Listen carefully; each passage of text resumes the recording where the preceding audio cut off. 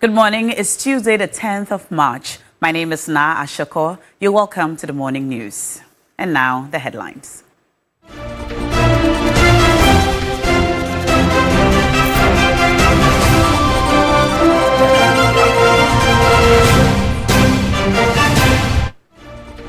The Ghana Police Service, in collaboration with the Cybersecurity Authority, arrests pastor over defilement and possession of child abuse material.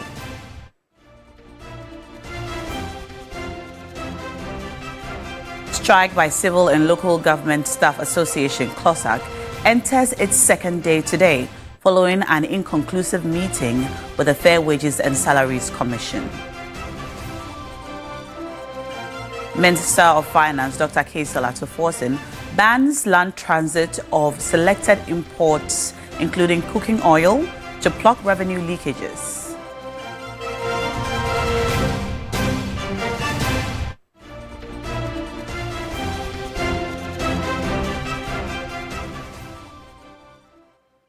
And now the details. The police service, in collaboration with the Cybersecurity Authority and the National Security, has arrested a suspect pastor for offences involving a minor, including defilement and the production and possession of child abuse material. The arrest took place in the early hours of the 6th of March in Cape Coast during a joint intelligence-led operation. The arrest took place in the early hours of March 6, 2026, in Cape Coast Central Region during a joint intelligence-led operation. The suspect, Ebenezer Kondua, aged 45, is the lead pastor at Mahanaim Christian Center in Ankafo, Cape Coast.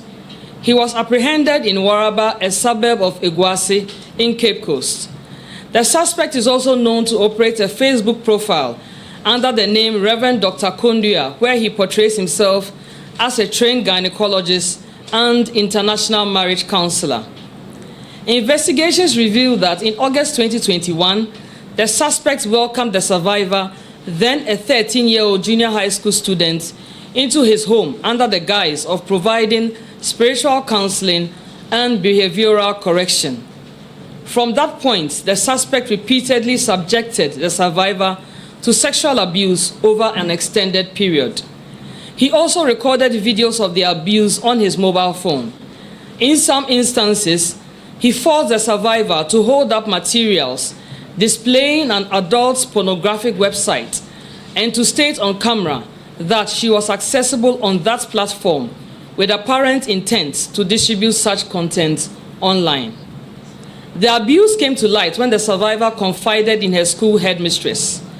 A complaint was filed with the Domestic Violence and Victim Support Unit DOVSU in Cape Coast, and the case was formally referred to the Circuit Court in Cape Coast.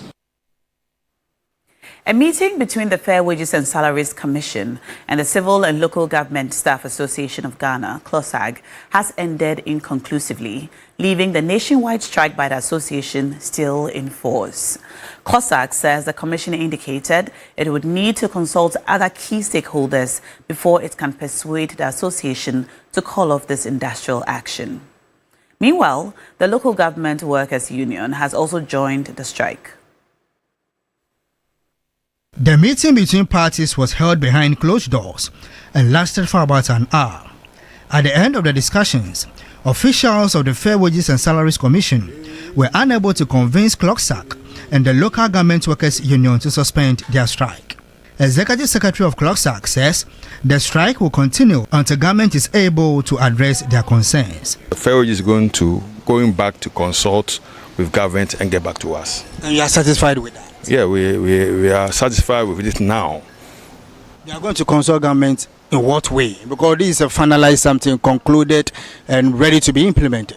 Well, I cannot give you further details. All I can tell you is that the Fair Wages is going to consult government and get back to us. So we are waiting. As at now, National Executive Council has not suspended the strike. When asked whether the association had considered the impact of the strike on public services, Isaac Bampo Ado maintained that the action was necessary to press home their demands. Have you considered the impact of your strike nationwide? Because people are complaining the weight and the gravity of your strike. The people should also consider the impact on our pockets.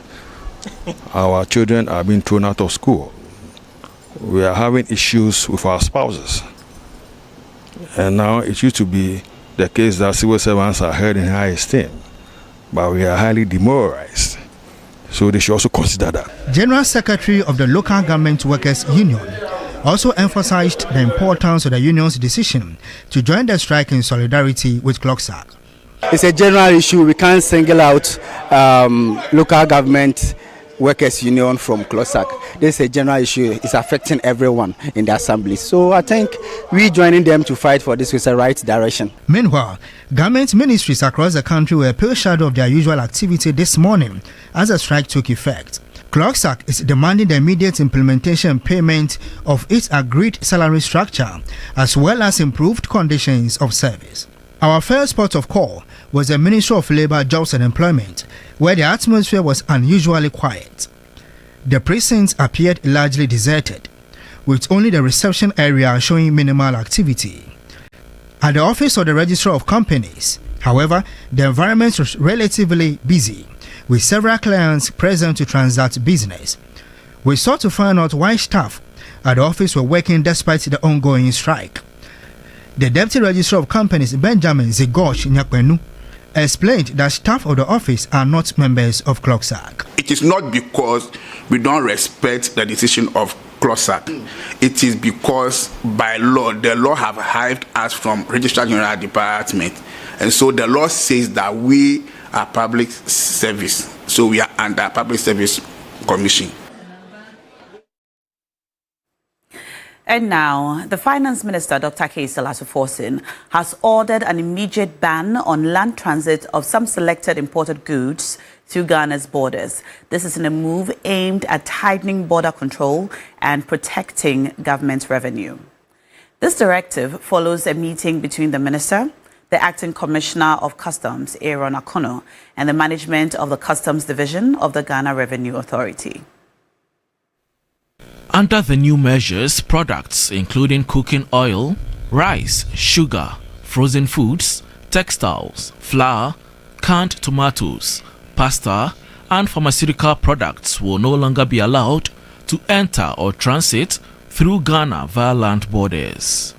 The goods must now be routed exclusively through the country's seaports. Dr. Forsen says the decision is part of broader efforts to close revenue leakages and strengthen monitoring of imports.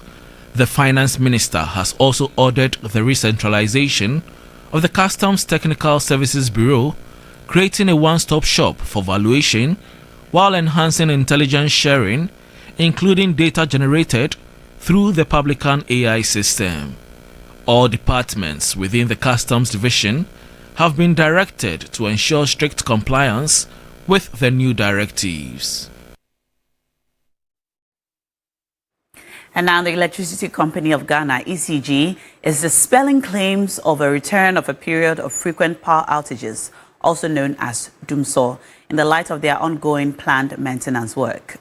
Speaking to TV3, the General Manager for External Communications, Charles Ni Ayiku, intimated that the maintenance is scheduled and duly communicated to residents well ahead of time.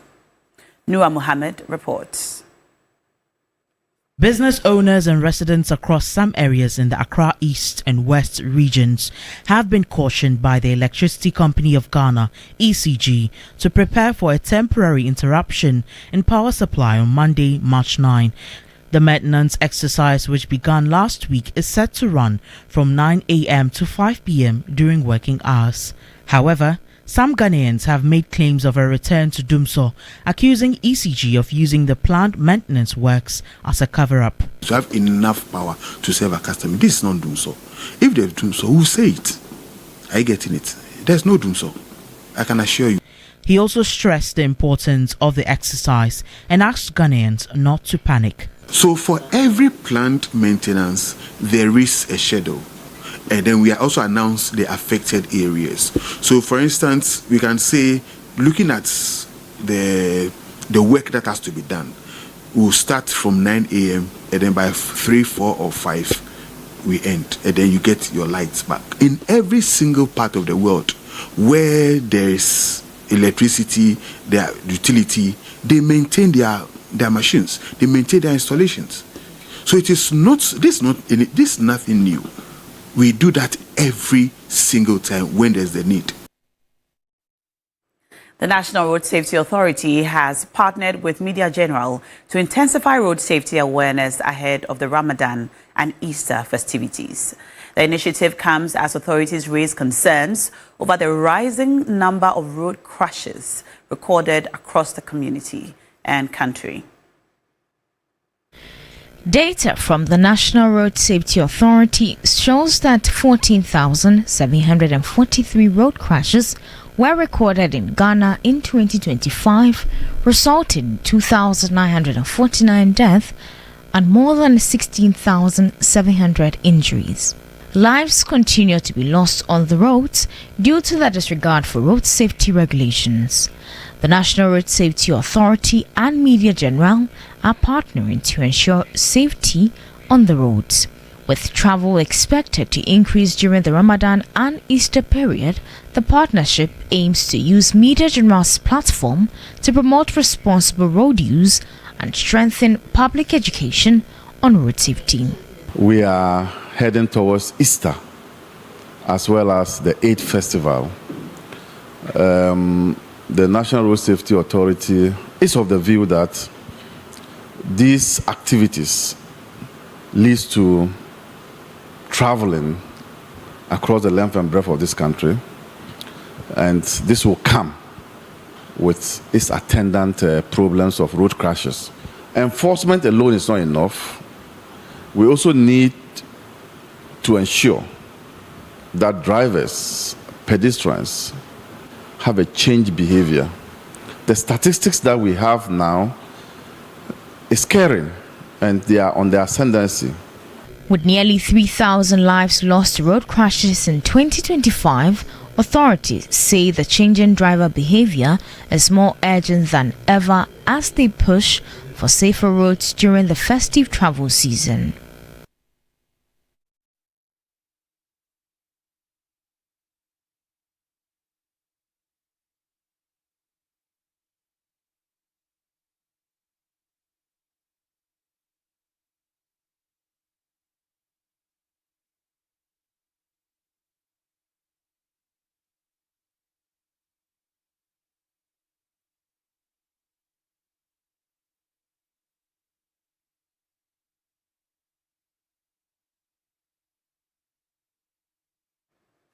And now to some more news. Ghana's Immigration Service has rescued 73 victims of alleged human trafficking and abuse during a major anti-fraud operation at Deftraco Estate in Accra.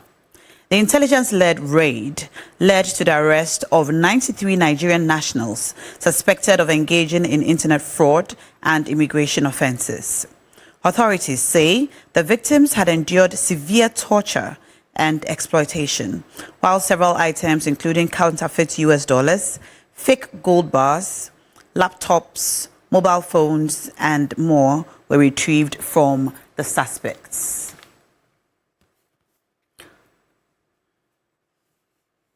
All right, we're going to take a quick break now. When we come back, we'll bring you the rest of TV3 Newday. Stay with us.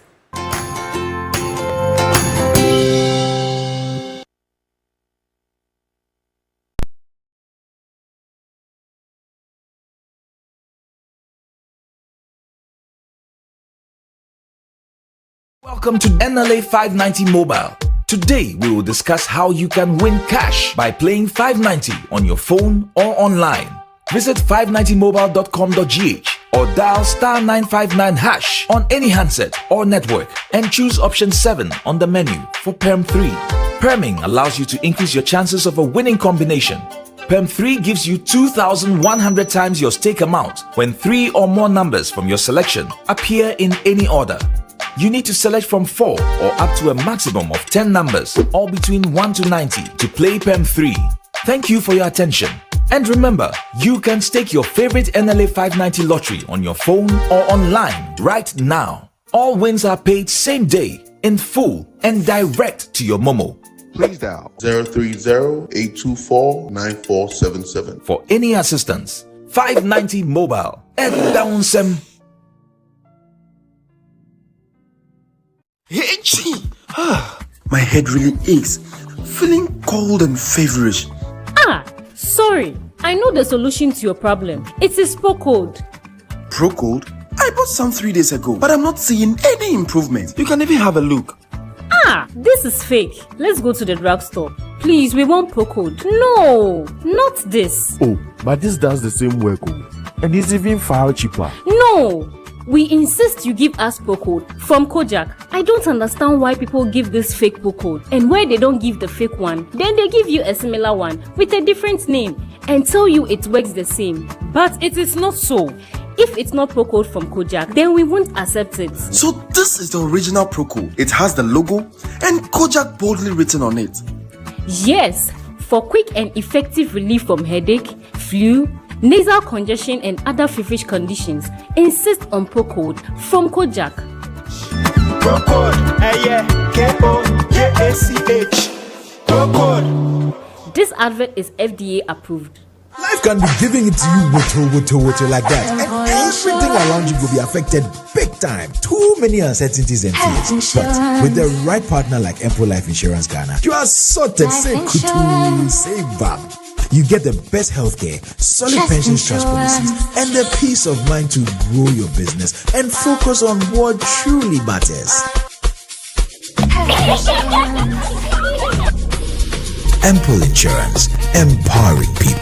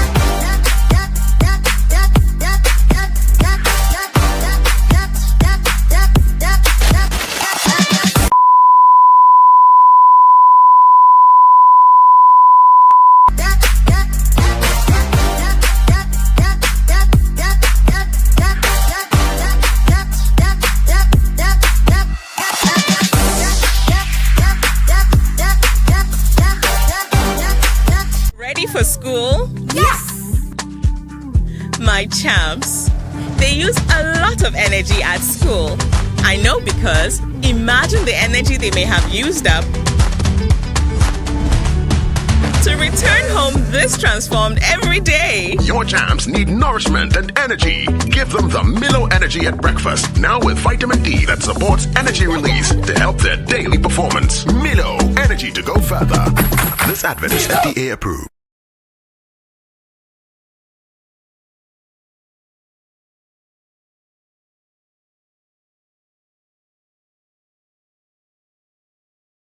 The seniors edition of the Sharks Quiz begins now. What is the bigger of the two amounts invested? Pass.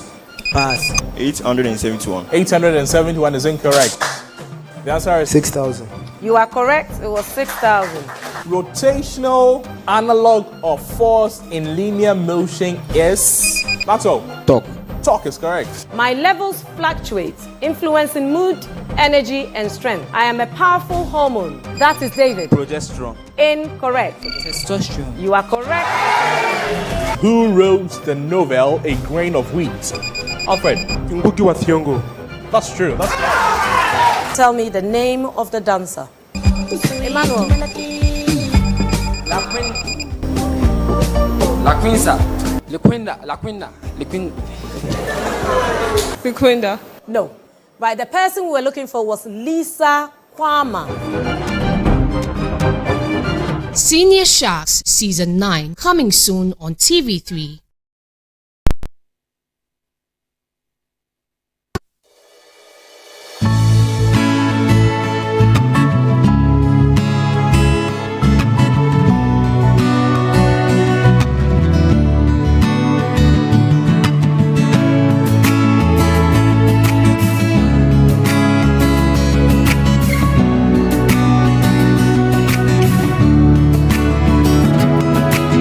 Another 6 o'clock is here.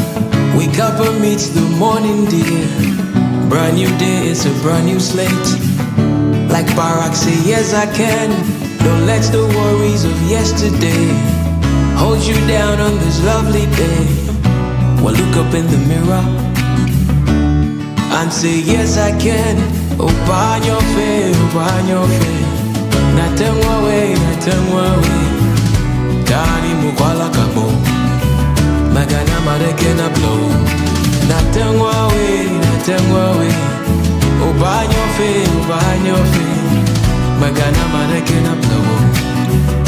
Kani mukwala kabo. Just do it, just do it. Just do it, just do it. Just do it, time is ticking. Just do it, just do it. Tired of lying to yourself yet? Don't you know you are your best bet? Who you waiting for, who you waiting for? You've got all you need more. They don't want help when it's convenient. Tell you all of this is for experience. She put no on your body, your wild hair. Just take a step and things will fall in place. See the wind, time flies, no one can catch it. So don't waste all your regret it. Your time is now, your time is now. Just believe it, take it, yes I can. Find your faith, find your faith. I tell my way, I tell my way. Kani mukwala kabo. Magana marekena blow. Nothing away, nothing away. Find your faith, find your faith. Magana marekena blow. Kani mukwala kabo. Don't wait, the time will never be just right. Start from where you're standing now. Work with what you have. Work with what you got. No one said it would be easy. Anyone that ever made it said it wasn't easy. Hey, well look up in the mirror and say yes I can. Find your faith, find your faith. Tell my way, tell my way. Kani mukwala kabo. Magana marekena blow. Tell my way, tell my way. Find your faith, find your faith. Magana marekena blow. Kani mukwala kabo.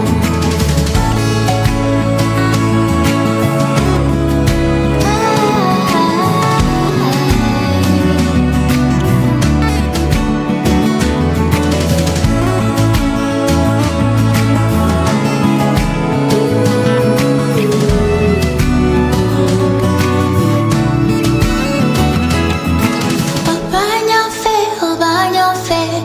I tell my way. Kani mukwala kapo. Megane marekena blow. I tell my way. Find your faith, find your faith.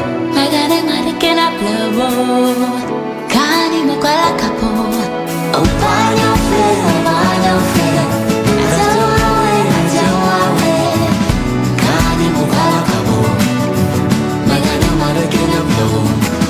Tell my way, tell my way. Find your faith, find your faith. Magana.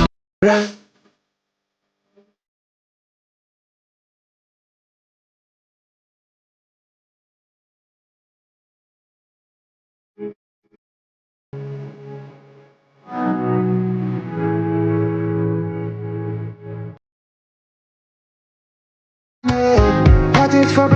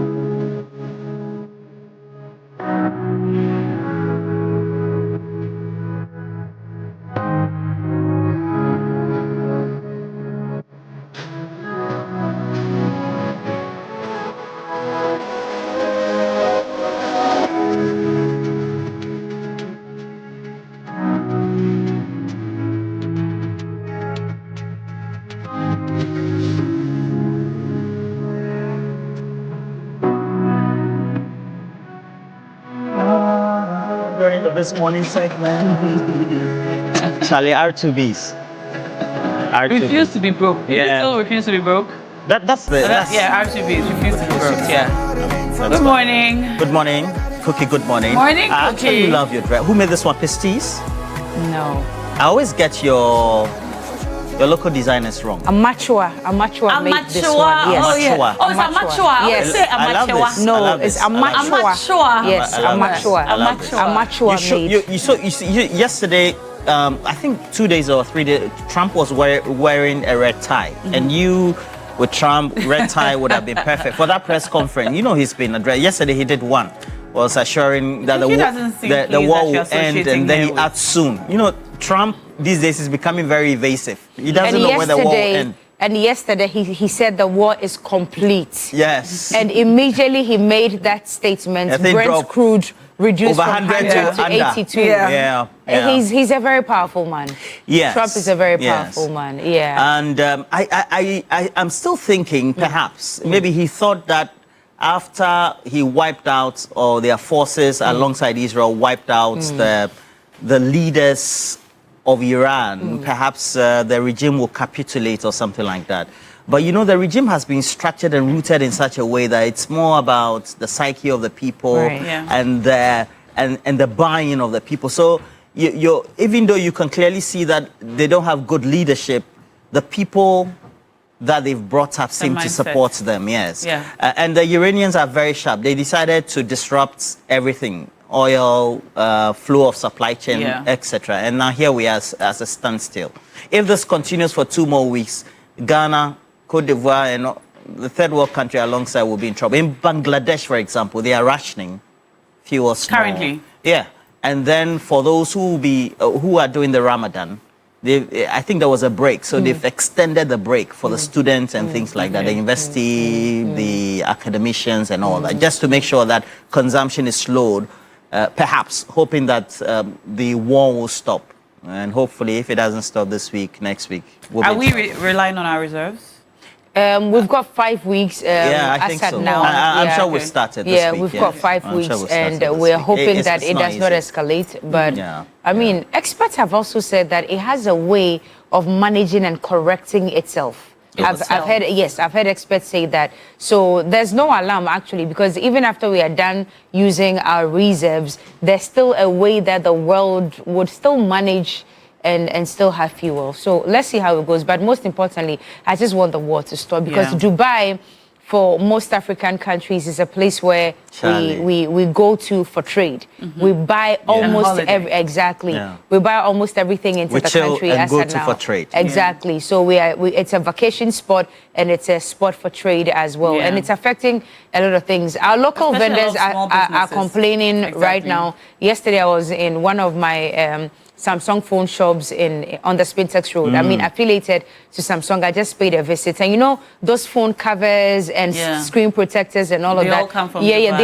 They all come from Dubai. Yes, all come from Dubai. And now people are complaining that Charlie, it's not coming. And some of the clothing vendors have also ordered things from fabric vendors. you know, before the Chinese New Year, and it was supposed to come, and now which was a whole month long. Yes, recently you know, discovered. It's a whole month. From February. It was on the back of the war that I learned about the Chinese New Year. So because of the Chinese New Year, which is apparently celebrated for a whole month, a lot of the local vendors rely on Dubai for their supply during the month of February, and that has also stalled because of the war and issues surrounding that. I think if the war should stop, let's say this week or next week, it's going to take an extra about 4 weeks or 6 weeks for shipments, for some recovery.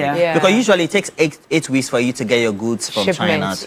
But I think the backlog of flight cancellations, the number of trips that have been put on hold, airspace hold. Exactly. That's affecting business to start with. So even when if the war stops today, yes, you're right to say it will take about 4 weeks for people to be able to get back into the routine, recover, and then for business to go back to normalcy. as normalcy. I actually spoke to a small business owner. She produces gari with potatoes. I think she's called Gari Boutique. Gari Boutique. She produces gari with potatoes instead of cassava. She traveled to Dubai in January to have meetings with, various vendors and all. Yeah. So it's what, vendors and so potato on. gari? It's potato gari. It's called the gari boutique. You should check it out. So the gari is purple in color instead of white. And sweet. Because potato is sweet. It's not sweet potato, Irish potato. So she does purple potatoes. I don't know whether they are Swiss or Irish. Sweet potato. That's the sweet potato. one. Yes, right. That's a local one. Right. So she told me about the number of young vendors or young entrepreneurs who had come to Dubai to source and also consult with other production companies to produce for them. And for the last, since the war began, in fact, before the war began, now they're all sort of at a standstill, waiting waiting for their orders, waiting to continue business. I can so imagine. So the year has started slow for entrepreneurs who source from China and also Dubai because of the Chinese holiday. And then the Middle East, the war in the Middle East. Well, but anyway, we have to. We are in Accra. Yeah, we have to begin with this because whatever affects the other side of the world really affects us. So the shipments will go through, and then those who travel will make a stopover in the UAE before coming. And so it also means that it's closer to us right here in Africa than anything else. So welcome to the show. TV3 Ghana is always available for you. That's our streaming platforms. And so whether it's YouTube, Facebook, etc., you can always find us. Let me say good morning to Pai Fiang, who you work with engineers and planners. Great lady. Your husband is called David.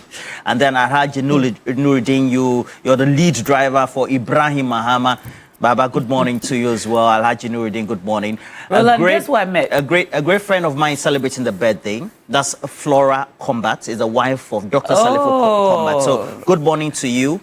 I have many combats in my acquaintance and friendship. And but they are all in the same family? Not necessarily. They all are connected. Okay. So I have Dr. Salifo Combat, whose wife is celebrating the birthday today. That is Flora. She works with the Ghana Immigration Service. Happy birthday to you. And then I have MD for the Tema Oil Refinery, Edmond Combat. Okay. That's why. Good morning to you, Edmond Combat, and Alhaji Jibril and all of you. Dr. Julia Jaira Tenge as well. And the last one, Albert. I have a piece of information for Kwesi you. Mensah from Albany, New York, is celebrating the birthday today. Oh, today's wow. a good day. Oh, Kwesi Mensah. Happy birthday. His president is the one waging the war on us. His president. Yes, because he's in the United States of America. Right. Albany, New York. Yeah. Happy birthday to you, Kwesi Mensah, and then Prince Nania Oyon Kobrin Ponkaba, who is in the UAE experiencing the difficulty as well. He's watching us live. Alaji Kundu as well. Good morning to you, as well as Peter T. Thank you very much. I am super grateful. Alaji people Kundu. think Peter T is your husband or your brother or related to you somehow because of the tea. Because of the tea. Oh. The questions I get in town about your roll call and the people who call into the show. Oh wow!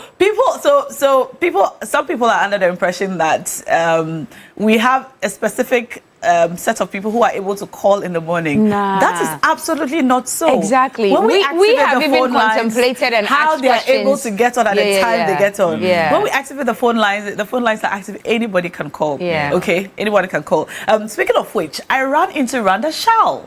Randa. Oh, you didn't know Very Randa? beautiful lady. No. You didn't know Randa? No, I ran into her for the Very first beautiful. time. Did you meet her with the last kids or she was Thursday. alone? It was just her. It was a work event. So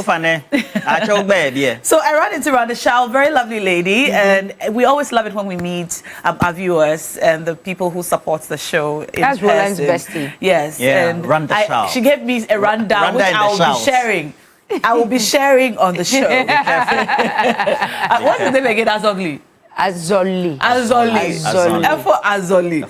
Anyway, lovely meeting you, Randa Shaw. Also, this lovely lady's birthday just passed, and I have to do it. I have to do a special shout to her. Miss Agatha Lewis Adum. It was her birthday on Saturday, and I haven't been live in the studio since Saturday. And so since I'm here today, a very special happy birthday to you, belated though, from your dear husband, Deladem Adum, especially going out to you. He says to tell you that he loves you from inside Who is and confessing out. love this morning? Yeah. Yesterday was Guy G. Oh, inside and out. Guy G is in So love with happy birthday someone. to you. No, the wife that celebrated. Hey, Cookie, why? No, I'm just asking. Do you come know on. something? I don't know anything. I'm just, he's still connected. So. I should say you look really lovely this morning. Thank Your you face very is much. looking very bright. Oh, Medasi. Yeah. Medasi Babre. Cookie Thank tea. you. Thank Somebody asked me to ask you, you. if the money that you are distributing is from your own resources, or it's from TV3. Let me speak to you this morning. Look, ever since I embarked on this cash out thing, my own reserves have gone very, very low. Depleted. Because people actually think that the money is from my pocket. Listen, I'm just a curator, a connoisseur, or a vessel that is used to give you the money. Let me tell you one of the biggest problems you can have as a person. When people think you have money, that can be one of the biggest problems that will confront you as someone who doesn't have the money that you are sharing, but you're just a connoisseur. Kojo Bona, radio entertainment people, Kojo Bona, you are the sponsor. Good morning to you. Come and remove your mouth. Yeah, Branebe, you are no. Come and remove your mouth. But on a more serious note, no, the money is not from my pocket. We're just connoisseurs here, making sure that you do the needful by playing, and we also meet the end of the bargain by giving you the money. But yes, I'm aspiring to be the richest young woman in Ghana. That's why I'm giving myself the name Cash Money Cookie. Yes. Or faith Mama Cash. Faith it till you make it. Exactly. I'm not faking it. It's a faith. Faith it. Thank you. Till you make it. Exactly. So I'm faithing it till I make it, because I'm gonna be damn rich. And it's going to be nasty when I'm rich. Like, that's why Kevin Hart said, he said, I'm so rich, it's nasty. I'm going to be so rich, it will be beautiful. It will be beautiful because I will impact society. Amen. I'll give you some, take Roland abroad, do whatever he wants for him. Roland give and to his charity. Wife. Because he promised his wife a trip to South Africa. Anyway. All these allegations. When we get to the gym, that's what happens all the time. And so for big issues, we're talking about the ongoing CLOSAC strike. And then we'll also tell you Ghana banning land transit of some imported goods. I don't know how we intend getting the goods to the landlocked countries, but ultimately, we know this decision has been made, so we're going to have a lot of people who will be coming through the studio. Abbas Nuruddin will be coming, Ramsey Inusa, a medical doctor. And then is a medical doctor or PhD? Medical doctor. We shall revert. We shall go and find out and come. Okay, and then Austin Bracco Powers, and then Austin Game, and then Titus Glover is making a return. I haven't seen him. I miss him so much. I miss Uncle Titus. He's a former Greater Accra Regional Minister, but more importantly, also a Deputy Transport Minister as well. So we're going to have him in the studio. He's vying for one of the, I don't know whether General Secretary or National Organizer. He's vying for something, huh? Yes. I see. Great in some other news, there's a disturbing video of a 12-year-old Vida Kwarteng, and who's allegedly been assaulted by her mother after selling plantain that they harvested from the farm in Abrabra in the Seshwiwoso municipality. Now, the victim, Vida Kwarteng, says the incident happened shortly after she and her mother returned from the farm. And according to Vida, she informed her mother about her intention to sell some of the plantain they harvested, but did not receive any response from her. And those are the disturbing videos you're seeing right now on your screens. I don't like these things very early in the morning because it tends to shift my balance. Well, we're asking the questions this morning. She told her mom that she was going to sell some of the plantain that was harvested from the farm. As to whether the mother thought it was a good thing or a bad thing, I cannot understand, because if I'm helping to offload some of the harvest from the farm to bring in some income, I don't know why that would warrant such level of assault from my own mother if I am bringing money to the house. And a lot of questions are being asked. Is the mother in her right frame of mind? Is she frustrated about life and the challenges that have been thrown at her? I have so many questions, and you do have questions as well. We'll get into it this morning to actually understand exactly what the circumstances may have been and why a mother who birthed a child, who carried the child for 9 months, would want to do this to her own child. It does not make sense to me. So selling of plantain warrants this kind of punishment. So what if it was something maybe more serious? What would have happened? Now I see that you are very disturbed. I'm very confused as well. In this day and age, you are able to assault your own child in this way. It does not make any sense to me at all. But we will activate the phone lines. I'm sure most of you have seen the video. It's been making the rounds. We're activating the phone lines in no time. So you talk to us. I've wrapped my arms around me because I cannot even understand it. But welcome to this morning.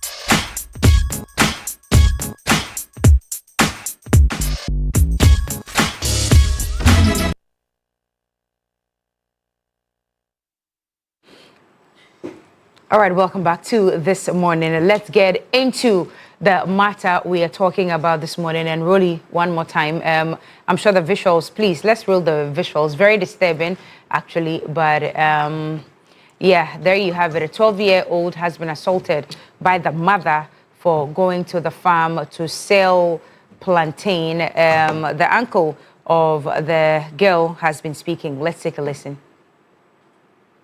I'm like, man, I'm here. I said, you know, penny back on the bar. I said, no, man, I should know. I'm sure that's what people are crying. So I said, whom we journey, we're not assassin honor. See, my mamma rushed in back and next day, I'm going to teach you, mammy. But I'm sure I know, I say, my police force, I said, Beya, Sadia, and Cosby. So I said, and then more than Ghana, no, so no man, I say, head and hobby. I say, I'm one watcher, Mamma Netus and Amono. Ghana, first the constitution, there will be a form Samra, my Sakwan as well. Or quite police for the Faso. So that's only the 2 man, I say, or be teaching the Kakra, a man who said, do I know? And yet, the council. All right, so phone lines have been activated. Please do call us and let us know what your thoughts are on this very matter. Very disturbing and very confusing, if you ask. You can also send in your messages. We'll read them right here on the show. And some of them have started coming in already. Randa, good morning. You've sent a message. And I think Kwesi Mensah from Albany, he's also sent a message to say thank you to us for mentioning him this morning. Kwesi Mensah, happy birthday to you. All right, do call us. Let us know what your thoughts are. A 12-year-old has been assaulted by her own mother for going to the market to go and sell some of the plantain harvested from their own farm to bring in some money to the house. As to why this happened, we do not have an idea, but we've been able to speak to the child's uncle, who is also in some state of confusion, saying that in this day and age, he does not even understand why such a treatment can be meted out to a youngin as young as 12 years old by her own mother. Is the mother frustrated about life and its challenges? And even if you are, is this the right way to vent out your frustrations or your anger? Is she in her right state of mind? Is this something that must be picked up by the police and the Ministry of Gender and Children Protection should also come into this matter to ascertain exactly what the situation is and render some good help and especially psychological help to this child, because some of these things can go a long way to affect your psyche, affect how you behave, affect how you even understand very simple things in life, and even affect your human relations. And that's what we want to get into this morning. So do call us and let's know what your thoughts are. Really? Do you have messages? Well, I have a couple of messages and then we'll run through them very soon. This one is coming from Ajay Boating, who says that how despicable to see this, but look, that is why the law needs to deal with this woman in the first place. The question, however, is if she subsequently is prosecuted, who takes care of the child? So it's a very dicey situation according to this one. And also we have this one coming from, okay, so PHK, who says somebody is celebrating the birthday, well noted, but okay. And this one is coming from Ajolulu. Ajolulu says that for all the things that have happened, it's also important for us to take a critical look at what might have perhaps compelled the mother to undertake this. Is she in the right frame of mind? Is she having some economic and psychosocial problems? And so a thorough assessment needs to be made. Even though the situation looks quite horrid, we also need to make sure that we provide the right sort of psychological references and treatments, all right, to ensure that we don't throw away the baby with the bath water. Quite interesting as well. Randa Shaw says, this is quite horrific and graphic. To beat your own daughter this way is something that I can't fathom. We need to go into this thoroughly and then ascertain why the mother did this. It shouldn't ever happen to any child. All right. All right. First caller is already on the line. Hello, good morning. Your name and where you're calling us from? And Papa, good morning. Yes, good morning. Your name and where you're calling us from? Cookie, this is Anan Saperman. This is Anan. Yes, please. Okay, calling us from Saperman. Yes, please. All right, Anan, let's hear you. Uti and Papa, what I have to say on this is our parents or we shouldn't use our need or what we need that we can't get to maltreat our children. Because when you follow those frustrations, you always do things abnormal. We beg the parents. We beg them. Thank you.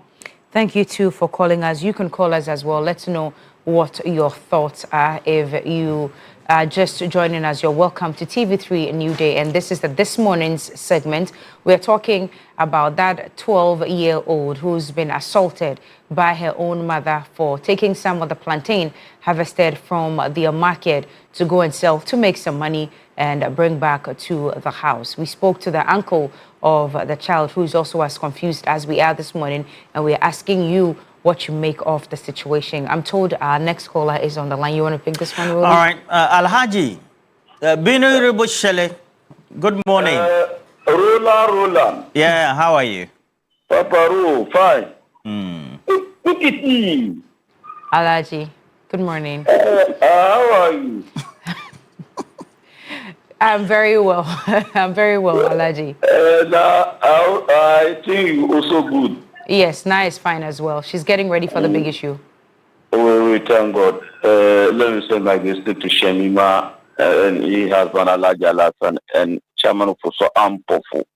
And my municipal chief is Hussein Alasan Bagaman and Dr. Wumbi. You see, Tabaru, I just want to know the lady. Is she the one who gave birth to this boy or this boy? And first, the child is not a boy, a girl. It's a 12-year-old girl. But all we know is that she's been designated as the mother. I think that we have to thoroughly find out whether, but does it matter at all? It doesn't even matter. I don't think she gave birth to this boy, the child.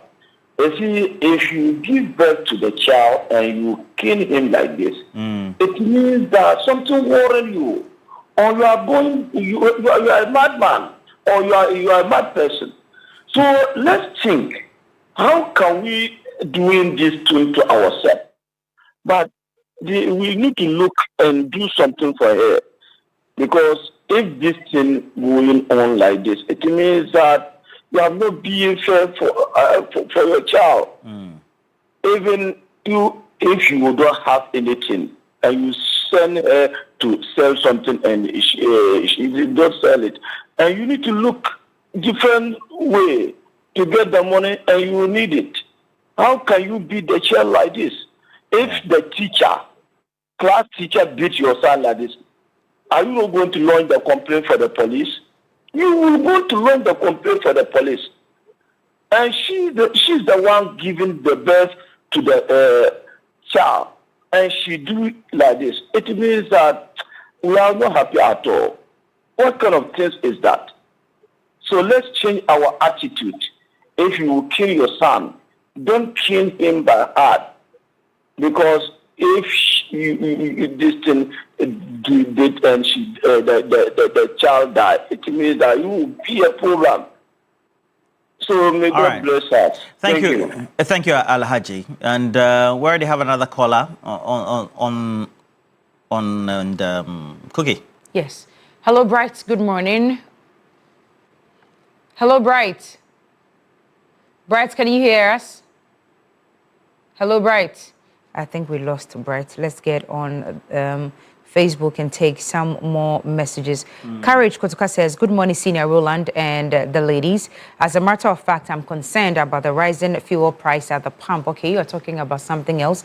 The NDC government should try every possible means to ensure that the fuel prices do not go up. If the fuel prices reach 17 Ghana cedis, the MPP will be happy. Now, concerning the woman who beat her child, I think the woman is transferring some anger to her daughter. She must be counseled. All right. Abdul, you are calling us this morning from... Hello, Abdul? Tamale. Yes, Abdul, thank you for joining us this morning. I hope you're well. By the grace of God. All right. Talk to us. Yes. Thank you very much. Abdul, kindly turn down the volume of your TV set and talk to us. Very well. First of all, good morning to listeners. Yeah, I've done so. Okay, so good morning. Good morning. Yes. In fact, this situation is so devastating, you know. Yes. I think that it's highly condemnable, and it calls for more concern for the entire country to do something. Day in, day out, we watch terrible situations on television, but I'm sure conscious efforts needs to be put in place to sensitize and educate people, so that people will get to understand that even if you give birth to your child, it's your child though, but the child belongs to the government. We all belong to the government, and the laws of the countries must work. And so it's so terrible. And I think that it's important for all of us to look at it, and then there should be some more sensitization and education for parents, especially at the local level. Most of the time, many of these things will happen at the very local level, where the person does not know the implications. They just think that they can do that and go for free. And the other aspect of the assessment of the mentality of the person is also critical. Right. You know, so in my view, a critical look should be, we should take a critical look at it, and then people can learn from, when it happens like that, the person has a sound mind, and the person is, made to go through the law. And I think people will learn from that. Thank you very much. Your point is well made. Thank you too for calling us. And Majina, I'm told, has also joined us on the line. Hello, good morning, Majina. Good morning, Cookie Tea. Yes, yes, sir. Good morning. How are you doing? Oh, by the grace, I'm doing quite great. Thank you for calling us. Your thoughts on this matter? Before I continue with my submission, I heard some people are complaining that why we always make it through to the when you open the line. Yes, yes. It is not small job that we are doing. You know.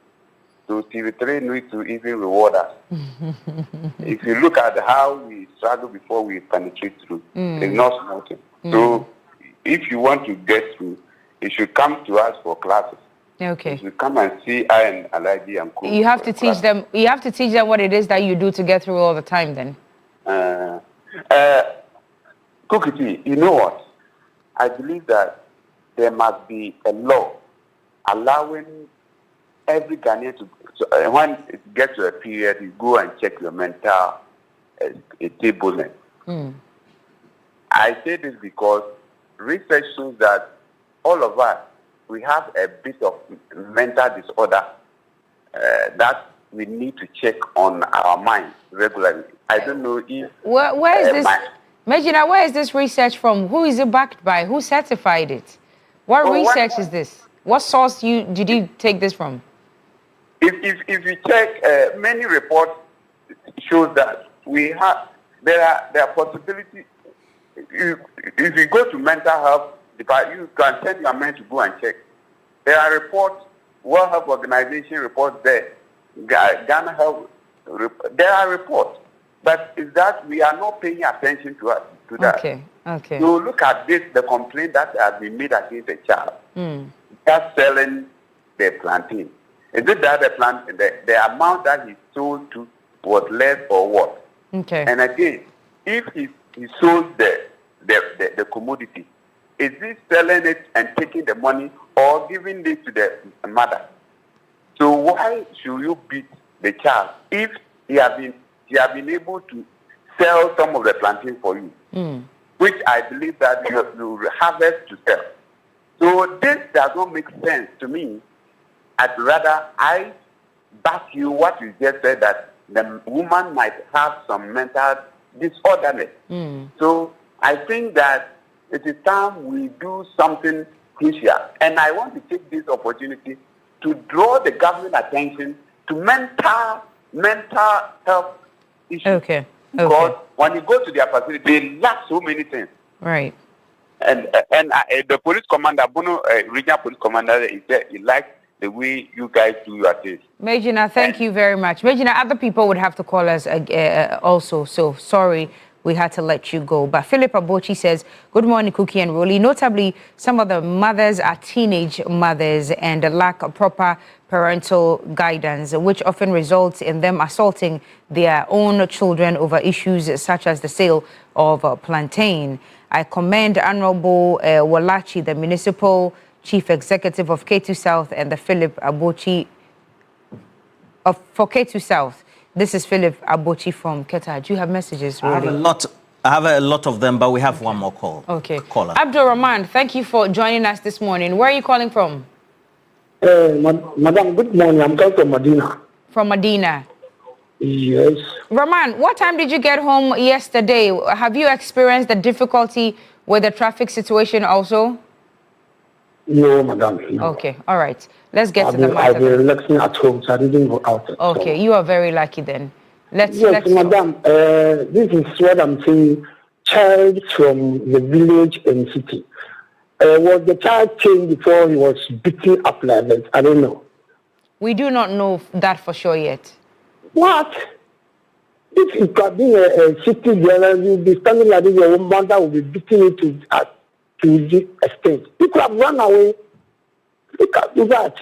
I'm so devastated. I couldn't even speak. You see, I'm shaking. Your own daughter beating, the woman has a problem. You should check her up. Okay. Okay.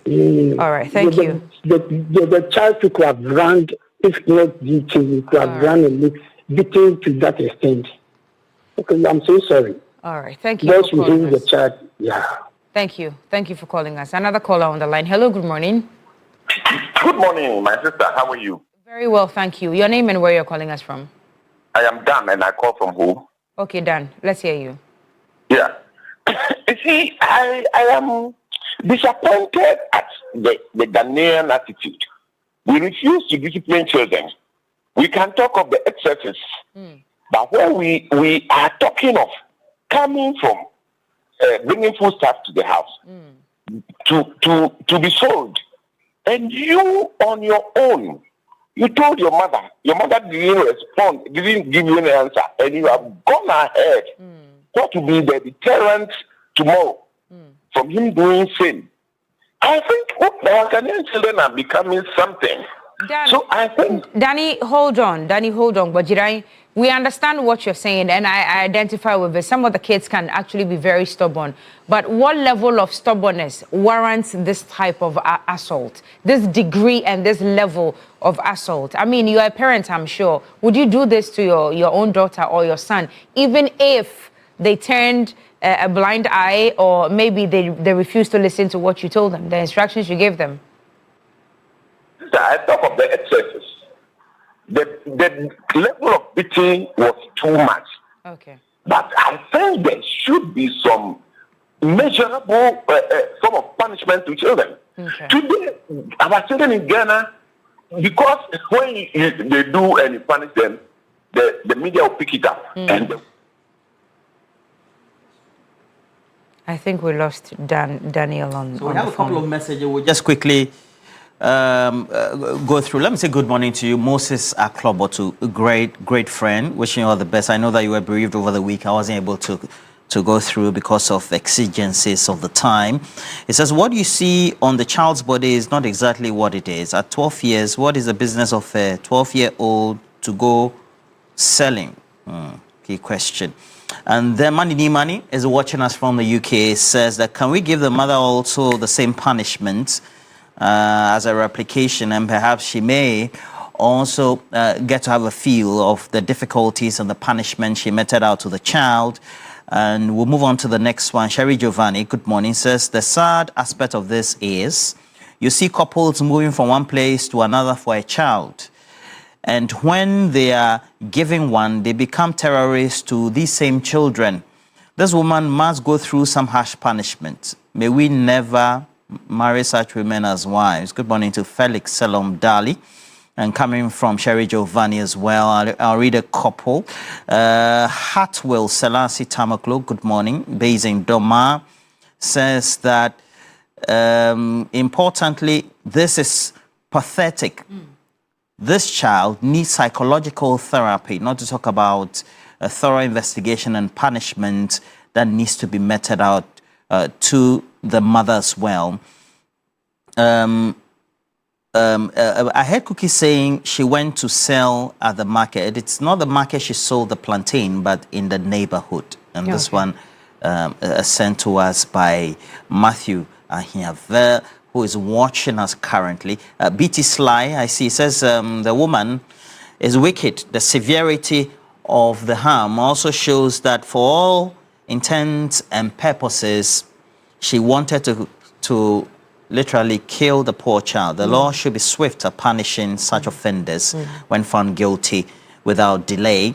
And one more before we go to the next. Prince Daniel York in the UK says, this goes far beyond just the plantain. There's obviously a much deeper and more troubling story here. Our social welfare system in Ghana is already in a worrying condition.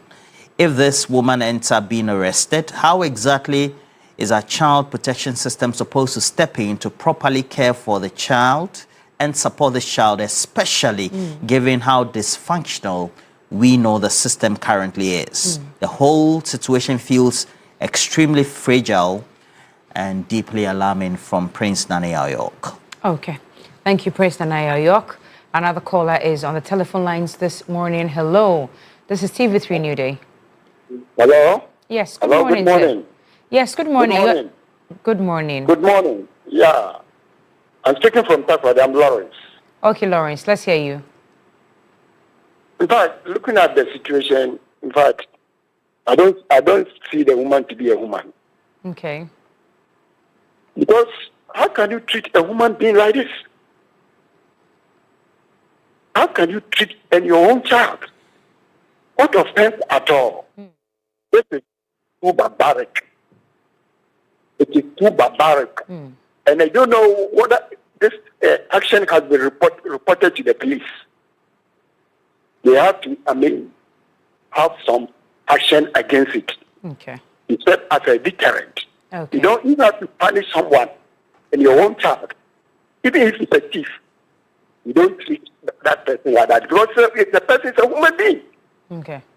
In fact, they have to look at it carefully and know the appropriate action to be taken against the woman. It should be not, they don't have to leave the woman just like that. Okay. Else, you don't know what will happen. All right. But from the look of things, I think the woman has got some mental disorder. He has got some mental disorder. They have to handle it very well. They don't have to leave it just like that. Most of the time, you hear things of such nature, but you don't hear how it ends. So let us know what they are going to do about this act. It is very barbaric. All right. Not this time. So that's my peace of mind. All right. Thank you for calling us. Thank you, too, for calling us and for spending a few minutes with us this morning. You can also call us and now let's know what your thoughts are. Kweku Menu says the police should step in and punish the woman. The woman is not normal and we shouldn't entertain that. She doesn't need any psychologist at this moment. She needs to be prosecuted. All right. More messages here. Ebenezer Kumado says, I think the mother of the girl needs to be arrested. Kwame Nasiditi says, Ghana police must quickly act in and prosecute the mother immediately. Special wishes to Honorable Charity Gardner Ahafo, Regional Minister. Next son says, I don't agree with the fact that people are considering the fact that they want to assess the state of the mind of the woman. Imagine it were to be a father. Would we be here talking about his state of mind? Evelyn Yaku says this is out of frustration from the husband that, well, we don't know that for sure, but of course we do appreciate your comment. Another caller on the line? Yes. Yes. Good morning, Emmanuel. Emmanuel, where are you calling us from? Atadeka. Sorry? Atadeka? Atadeka. Yeah. Okay, all right. Emmanuel, talk to us. Yeah, I will speak please. Okay, go ahead. Ebajo mameno ne stepchild na say ono anka kene yemuba. Akwa no wofa aye ne kasa ya na okasa no pay a confirm say ne maame according to akwala ne wofa. Ne maame direct. Ai sana all train. Enyemenya ne kwe. Che ne kwe so a ebia tibie bia wa famu ana odi ne ni be aza so akwala no so. Cause mutrim bu akwala see na no honam NCCC. Okay. Enti maame no apia tibie bia maame na famu o akwala no ana odi ne go bufu ede akwala no see. Ti maame no mu ja no. Okay.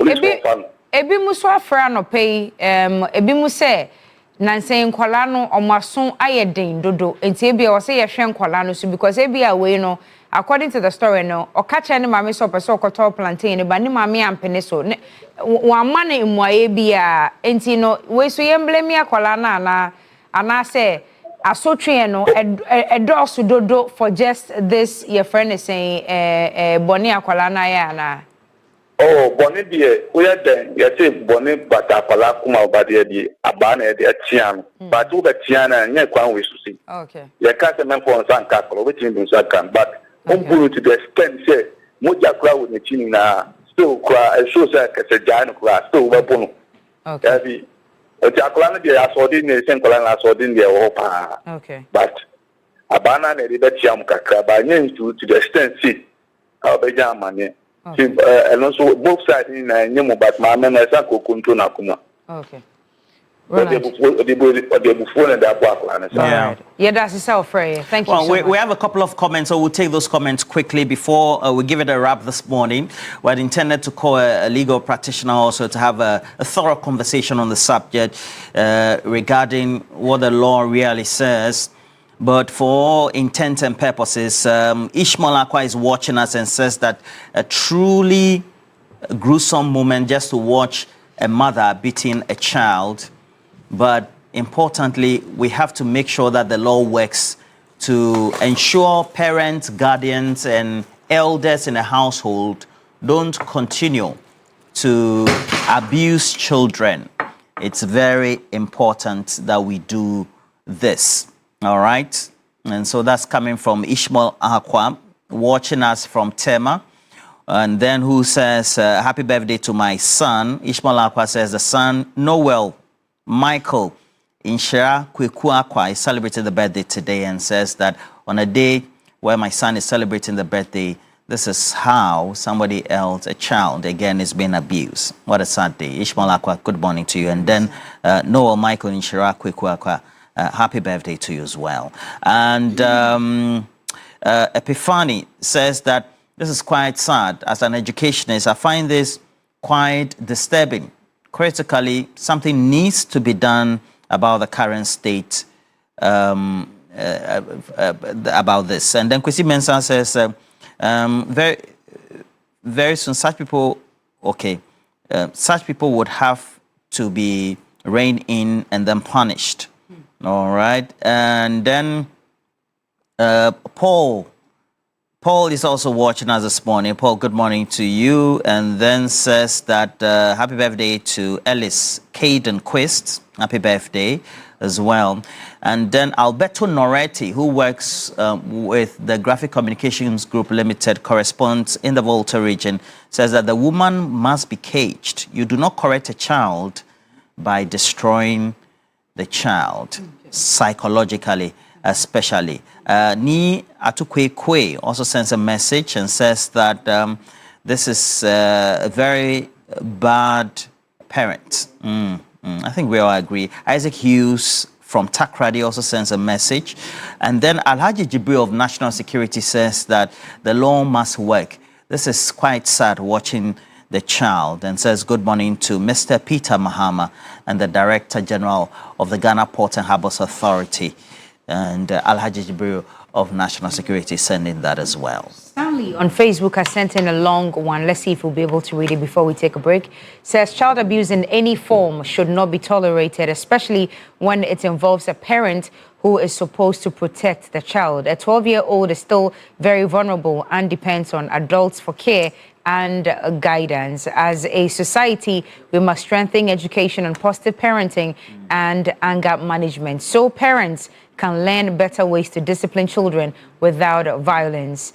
At the same time, institutions like the Ghana Police Service and the Department of Social Welfare must ensure that such cases are properly investigated and that the child receives protection and counseling. Every child deserves to grow up in a safe and loving environment. Really? Well, certainly. And Chief Mante, who celebrated their birthday not some few days it was on the 6th of March. Happy birthday belated to you, Chief Mante, and says that the woman is not human at all.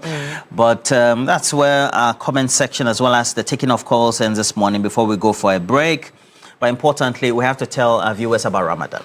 Well, Ramadan means together with loved ones. Ramadan also means together at iftar.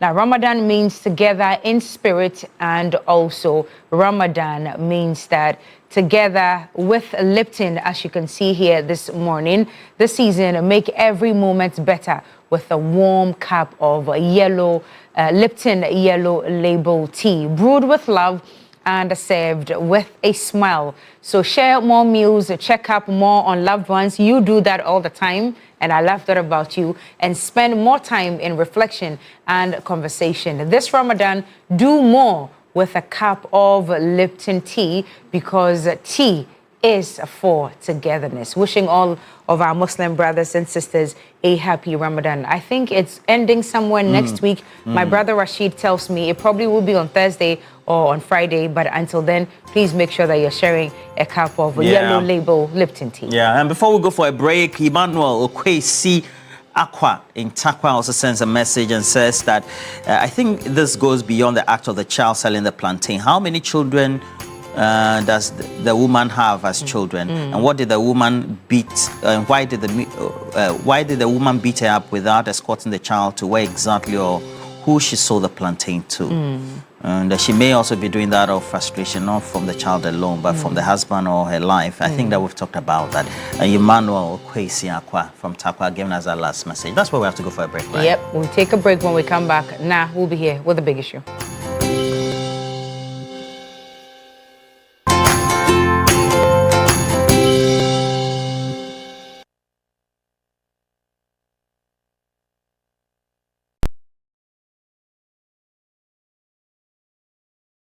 Alright, listen up. Colgate is on a mission. It's kind of a big thing. Colgate Herbal uses traditional nature's herbs and combines it with Colgate Science for healthy gums and strong teeth. New Colgate Herbal with Salt combines traditional nature's herbs with a pinch of salt and Colgate Science. A natural recipe for strong teeth and healthy gums. Tasty Tom tomato mix. Ofa kakra. Na ye bebre. Fa kakra yan kwani stew dodoa ope. Tasty Tom dear. It will surely give you value for money. Steak and little is enough to get our desired quantity of stew and soup, and it doesn't color your meat or chicken. Tasty Tom tomato mix in tea. Writing and Sada. Into customers bar never. I don't compromise on the quality of my food. Use Tasty Tom enriched tomato mix. This advert is FDA approved. The Gynecare syrup aba. Gynecare. Eboa eyi afichikro emu haw ahodo te se afichikro emayi de etutusi basabasa ene afichikro mu yaw ahodo ni nyina efiri hokra. Gynecare boa ema atenka akofem no san peja ne mu yie pa. Gynecare boa yema menomu a wanya menopause. Eho haw ahodo te se ohonam a ehyehyew na eyira wo no abufuo atete ene de atete saa no nyina. Gynecare brena sekra. Edrei enkoda oni mfie edumienu entumi mfabi. Ubenya bi ewo pharmacy, licensed chemical shop ana herbal shop a eben mu. Pendodo atu a frɛ Ayona Pharmacy. Gynecare ebeye wo de. FDA ahwehwe adwadie nkratoe mu agye atum se eye. This is a chance of a lifetime.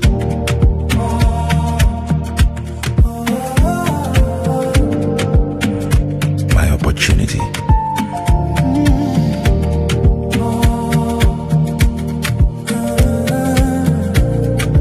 Your opportunity.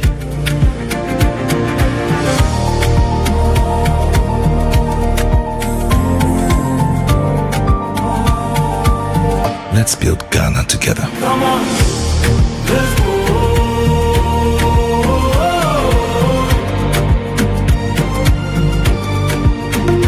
Come on, let's go.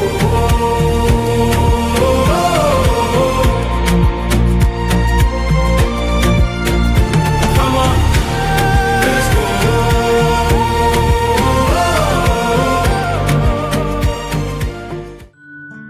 Migration, opportunity, strategy. In a world where borders are tightening and opportunities are global, knowledge is power.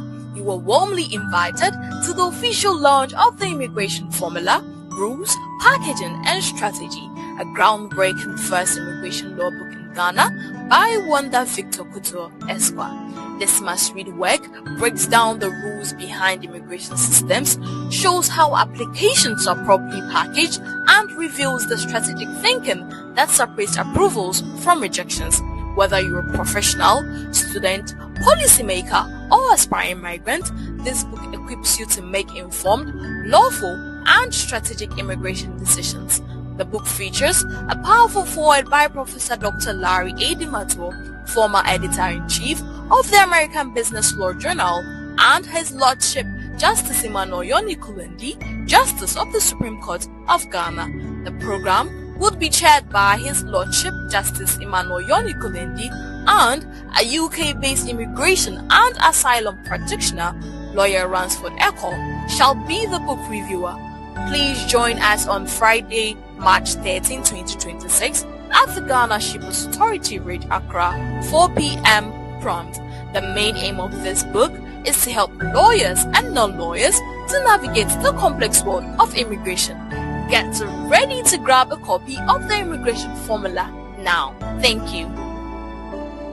Life can be giving it to you with like that, and everything around you will be affected big time. time. Too many uncertainties and fears. But with the right partner like Empo Life Insurance Ghana, you are sorted. Say kutu, say bam. You get the best healthcare, solid pension trust policies, and the peace of mind to grow your business and focus on what truly matters. Ample Insurance, empowering people. Got that weekend football feeling? That anticipation? We've got you covered. From player spotlight to head-to-head starts, our panel will break down the key battles and the players who will decide the matches. You, the fans, are the heart of the game. So get interactive with us on our socials. Review and a review. Catch me up, Alexis Laura, every Tuesday on the GPL Review Show. And myself, Butala, every Thursday on the GPL Build-Up.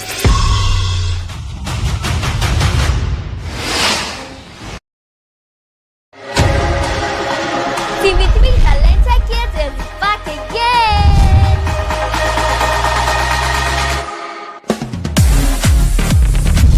Even bigger and better, we're unveiling a brand new lineup of contestants with exciting, diverse and mind-blowing abilities from across the country. For the contestants, Talented Kids is more than a competition. This is a journey of self-discovery, building confidence, resilience, and a platform to grow from young, talented children into tomorrow's professional icons. Dial *713 *13# or download the MG Reality app to vote for your favorite contestant. Talented Kids, free to play. Talented Kids Season 17 shows Sunday at 5 p.m. on TV3. Powered by Indomie. Tastes great. Sponsored by Flora Tissues, Top Choco, Gino Jollof Mix, Didi Shito, Fratelli Calipo, Nero Prime Water, Coco Plus, CTIW Foundation.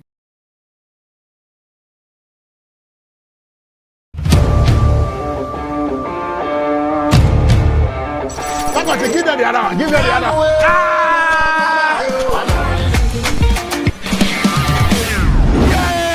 We're back on your screens every Friday, 8 p.m. and it's Showbiz 360 live. I'm feeling tonight. This is where you catch up on everything you've missed in the world of show business, interesting conversations with your favorite personalities and celebrities. And of course, the promising ones, the upcoming ones, the one who say, hello, shout out to my fans, even though you don't have any. Yanaza, right here. Me too, Suswako to swimming pool. Girl, need to sober her body salt. I cannot wait. Good. That's what I'm talking about. Showbiz 360 now shows on Fridays at 8 p.m. on TV3. Brought to you by Johnny Walker. I want to kiss him. Ring to a powerful juju man to kill whoever stole his mind. To stay awake from 10 p.m. to 6 a.m. for the rest of my life. Get ready for the most shocking and heartfelt revelations on TV. Join Miss Nancy, your trusted host, as she dives deep into the untold stories and hidden truths of everyday people. What? It's just a simple thing. The Bible says that a man's household will be his own enemy. Navigate the complexities of every confession, from heartbreak to breakthroughs. Witness every twist and turn. Confessions, where your story is safe with us. Confessions now shows on Saturdays at 10 p.m. on TV3. Brought to you by MTN.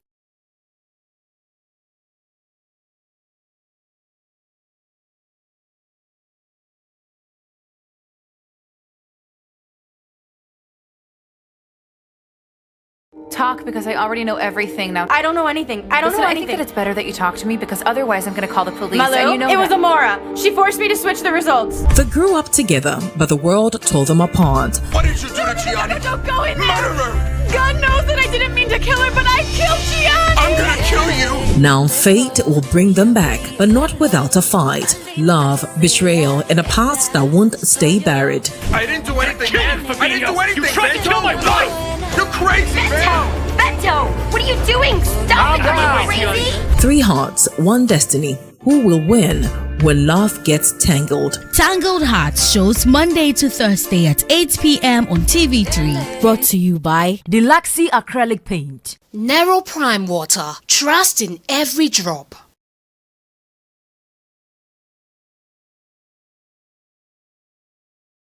TV3 Talented Kids is back again.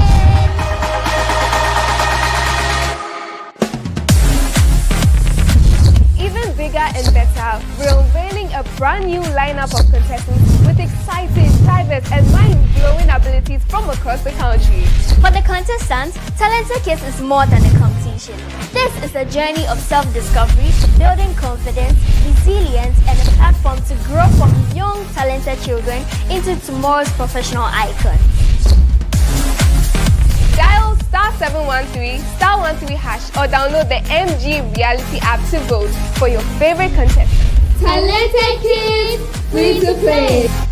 Talented Kids Season 17 shows Sunday at 5 p.m. on TV3. Powered by Indomie. Tastes great. Sponsored by Flora Tissues, Top Choco, Gino Jollof Mix, Didi Shito, Fratelli Calipo, Nero Prime Water, Coco Plus, CTIW Foundation.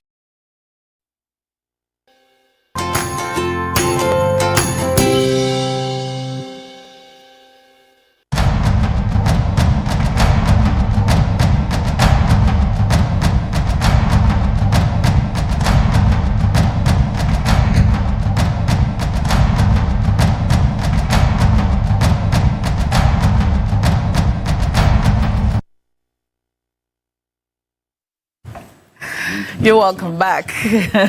You're welcome back. We're live. You're watching TV3 Newday. It's now time for big issues. And during the segment, we discuss the major news trending stories making the rounds, the matters which you need to know about, which we are already talking about. We go into further detail and we bring you all of that information live during the segment. You are always welcome to be a part of our conversation on this segment. All you have to do is go to our Facebook feed, click on the live, so you'd see what's happening now on TV. Go to the comment section and put in your thoughts, your comments, contributions, or questions. We're happy to carry them live on air for you. Big Issues is sponsored by the University of Gold Coast. University of Gold Coast as our sponsor for Big Issues this morning and every morning on TV3 Newday. Now, this morning we're going to go into two of the major issues making the rounds. The first of which is the CLOSAC strike, which started yesterday. The Civil and Local Government Staff Association of Ghana embarked on a strike, began yesterday, the 9th of March. And among other things, the reason they are going on the strike is because of certain unresolved conditions of service. They say that they've been trying to speak to the government on certain agreements which have previously been made. They have not been able to do this successfully. And so starting yesterday, the strike began, and the strike, they say, is indefinite. We're expecting the strike to affect ministries, departments, and agencies, local government offices, and more. We're going to go into the matter. We'll be speaking to the General Secretary of CLOSAC, and if you are a member of CLOSAC, we would love to hear from you. Please leave your messages in the comments box below under our live feed. We're also going to be talking about that ban on land transit of certain specific goods, including cooking oil, rice, spaghetti, pasta, pharmaceutical products, and more. Even though sea transit is still operational and allowed, there's a ban on land transit. We're going to be talking about how it affects our local trade, economic relations with other ECOWAS countries, and more. So we're going to go into all of that and more. Keep your messages coming in. In studio already, some of my guests are here and seated. Our former Greater Accra Regional Minister is here. Mr. Glover, great to have you, Honorable. My name is Titus Glover. Glover is the last name. It's a compound name. Oh, so Titus is not your first name. My first name is Daniel. Right. And my middle name is Nikwatei. Yeah. And my surname is Titus Glover. So the Titus always goes and with my a Muslim name is Abdulaziz. Abdulaziz. I like your Muslim name. Thank you. Have you converted? Yeah, way back. I recall during my teens. During your teens? When I was playing coach football in Tema. I see. Between 1979 to 81. I beg your pardon? 1979? Yeah, I was 13 years. You were playing football? Yes, 1979. Yes, I was 13 years. Wow. So I had a friend from see. your town, Teshi. From Teshi? Okay. Yes, he was a Muslim. Okay. He converted me. And he gave me names. He gave me Mohammed, Abdulaziz, and Idrisu. So I chose the Abdulaziz. He asked you to choose one? Why? Because Great Olympics then had a player called Abdulaziz. He was a great footballer and I loved him so much. So I chose Abdulaziz. But that was short-lived because my dad didn't want me to be a Muslim. So I stopped. So just a couple of, a month or two. So you practiced Islam for a month? For a month. At the maximum of 5 weeks. When you were about 13 years old? No, 15, I think 15. That's very bold for a teenager. Yeah, but that stopped me one time. So you're back to practicing Christianity? I'm a Christian. Okay. I fellowship with Full Gospel Church. Okay. So can I still call you Abdulaziz? I don't mind. All right. I don't mind. My Muslim friends call me Abdulaziz. Okay. All right. Also in studio this morning, Abbas Nuruddin He's is here. a typical Muslim. He's a private legal practitioner. He's a typical Muslim. Yes. And also the CEO of the Social Investment Fund. Good morning. Good morning, Nah. Great to have you. Good to see you too. And how are you? Not bad. So far, I would say so very good. And let me use this opportunity to say Ramadan Kareem.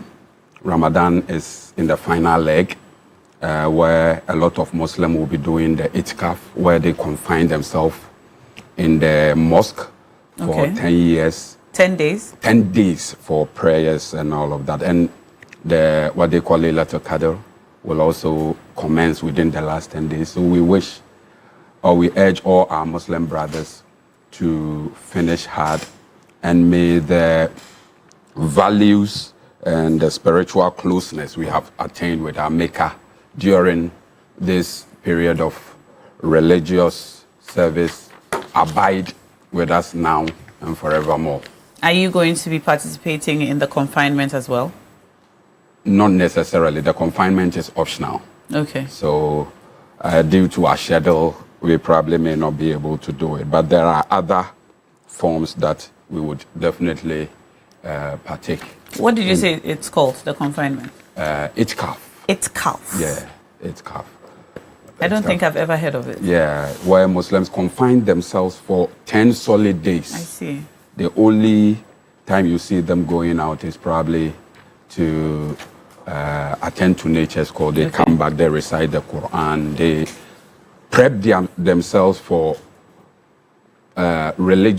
some special religious communication with Almighty Allah. And it's one particular feature of Ramadan that bears a lot of blessings and brings a lot of good tidings. I see. How many days do we have left? I think it's 9 days. For some, it's 9. For some, depending on the day you started. They started. I've recently been learning a lot about about Islam. Anyway, it's a beautiful religion. It is. But you are not allowing non-Muslims to visit Mecca. Well, we'll get into. Non-Muslims do, but not during the pilgrimage. But I don't think being a Muslim is an eligibility criteria to perform Hajj.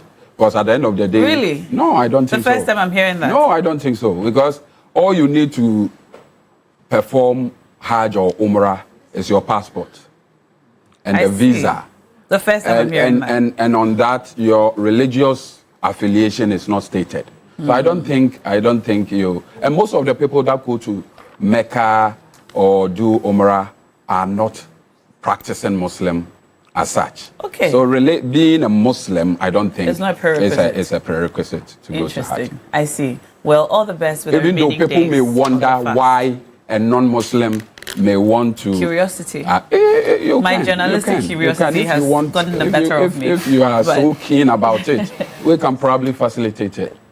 We shall talk about it. Okay. All right. Okay. So, thank you for those insights. Thank But back to the matter, we're going to begin our conversation this morning on the COGSAG strike, and I'd like us to take a look at this video of the General Secretary yesterday speaking about why the strike is necessary. He would also be joining us on the phone lines to give us some further insights. Let's take a look. Ferroj is going back to consult with government and get back to us. And you are satisfied with that? Yeah, we are satisfied with it now. You are going to consult government in what way? Because this is a finalized something, concluded and ready to be implemented. Well, I cannot give you further details. All I can tell you is that Ferroj is going to consult government and get back to us, so we are waiting. As at now, National Executive Council has not suspended the strike. Have you considered the impact of your strike nationwide? Because people are complaining the weight and the gravity of your strike. The people should also consider the impact on our pockets. Our children are being thrown out of school. We are having issues with our spouses. And now it used to be the case that civil servants are held in high esteem, but we are highly demoralized. So they should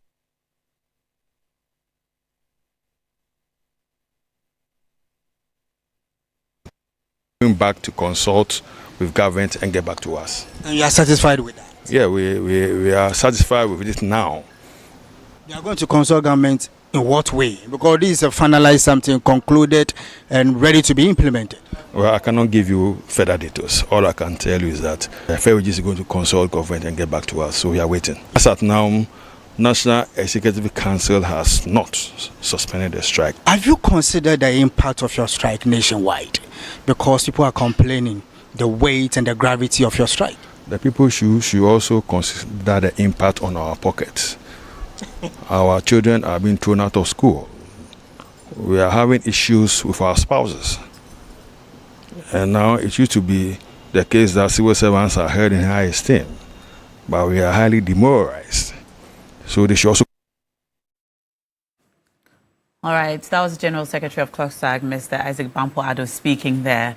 And we've been joined in the studio by private legal practitioner Austin Bracco Powers. Good morning, sir. Great to have you. You're welcome. Always a pleasure to be here. Awesome. And I saw that you three gentlemen were giggling a little bit when the journalist asked the General Secretary if he has considered the impact of the strike on us as a nation. And he said you should consider the impact on our pockets. And he goes on to talk about their wives at home complaining about, money matters and children being kicked out of school. Oftentimes, when matters of strike come up and we discuss it, we first consider the impact on the nation. And, local government work is very important work. Ministries, departments, and agencies will all be affected by the strike. And knowing that is indefinite, that is a problem. But he also invites us to consider the impact on them, their pockets and their homes, and so on. How does all of this strike you, especially at this time? It's a little early in this government to see strikes of this nature. I'll start with you, Mr. Titus Glover. Thank you very much, Nashoko. It's been a long time since I came to the studio. Very long. Almost 2 years plus. And good morning to your viewers, your very good self, my brother Nuruddin, and counsel. In fact, one quick observation. Whilst in the waiting area, I realized that one of my great shows is not being aired anymore. That is the Johnny's Bite. Oh, Johnny's Bite took a break. So you need to bring it back. Yes, please. Because it's a good show that really tells us what is going on around the country, so that policymakers, government will set up and make sure they correct some of these ills in our society. So whatever you've put it in the code, bring it out. Yes, please. So that Johnny can come back to the show and tell us what is going on. So please, that is one observation. Number two, during Raymond and Kadishan's discussion on the little girl who was beaten by the mother, it's a social issue that I thought that we could have a bite on it. Yes, we may. I don't like the situation where I don't know what kind of pressure the mother is going through, and the fact that your daughter has gone out to sell a plantain, and for them, I saw it on the Ghana Tonight last night, and I was a bit so livid, totally livid. It's a girl. I don't know exactly. She was whipped by what the her mother mother was going through. I don't know if she's a cocoa farmer or I don't know, thinking about her money or something. But far from that, what should warrant such an excessive lashing? A child that you carried for 9 months, and you could visit such. I'm not happy about it. So I'm sure the matter is before the police. Yes. And they need to make sure that the law works to serve as a deterrent, so that parents who can take their children through such discipline can be checked, because it's not the best for us.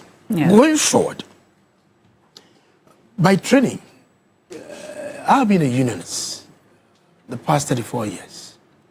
I started my union activity with the Industrial and Commercial Workers Union, ICU. And before a strike takes off, a lot of discussions goes on. It gets to the crunch before the union can come up with a strike action. And when it happens like this, we only see the impact of the strike without looking at what the unions are also demanding for. I recall whilst in office as a regional minister, I experienced one of them. There were few issues that they had with government at the time. That was in 2024. That matter was looked into. It's about some of their monies that they need to be paid to them and all that. But hey, yes, they have a case. For the past 1 year, no resolution has been arrived at. And for no matter, they felt that the only way that government can listen to them is to strike. I believe that they should continue to dialogue. The Minister for Employment, that is my senior, Honorable Rashid Prepu, and the Finance Minister, in fact, the buck stops to the Finance Minister.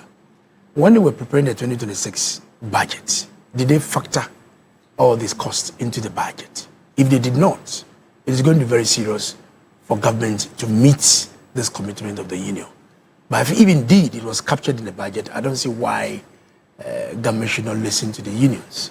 As of now, they've not been able to tell us the detail of their demands, so at least we can have a good conversation. We'll be joined by the General Secretary and he'll give us more information. But it appears from the information they've put out so far that they are not able to even dialogue with government.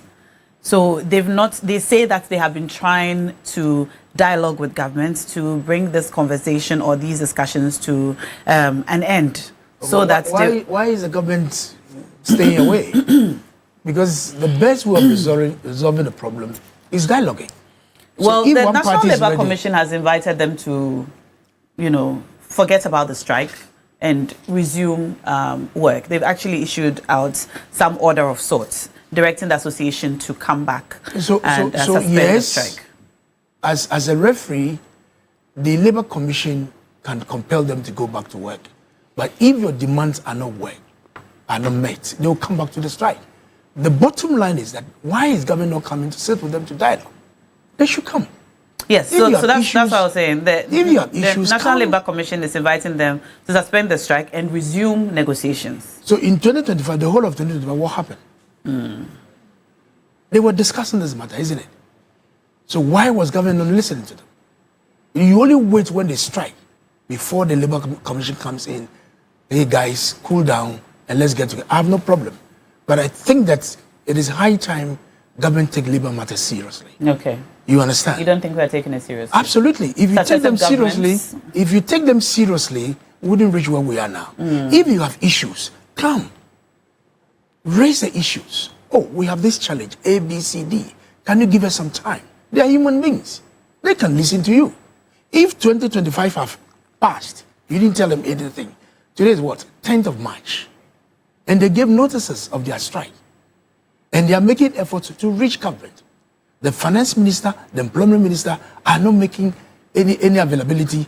What's going to happen? So I think that, look, the two of them, the labor minister, the finance minister, together with the Labour Commission, must sit and go into the matter. They are human beings. You can, in every negotiation, nobody wins. It's a win-win. When you take an entrenched position, you all move into the middle and make sure that at least you satisfy each other. Nobody wins in the negotiations because what you want at the table, you don't get it.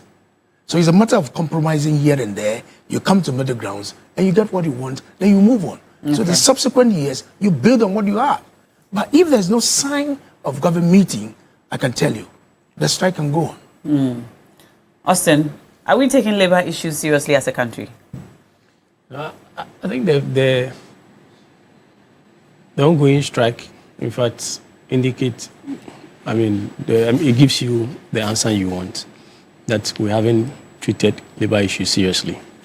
And I'm not sure it started in this term.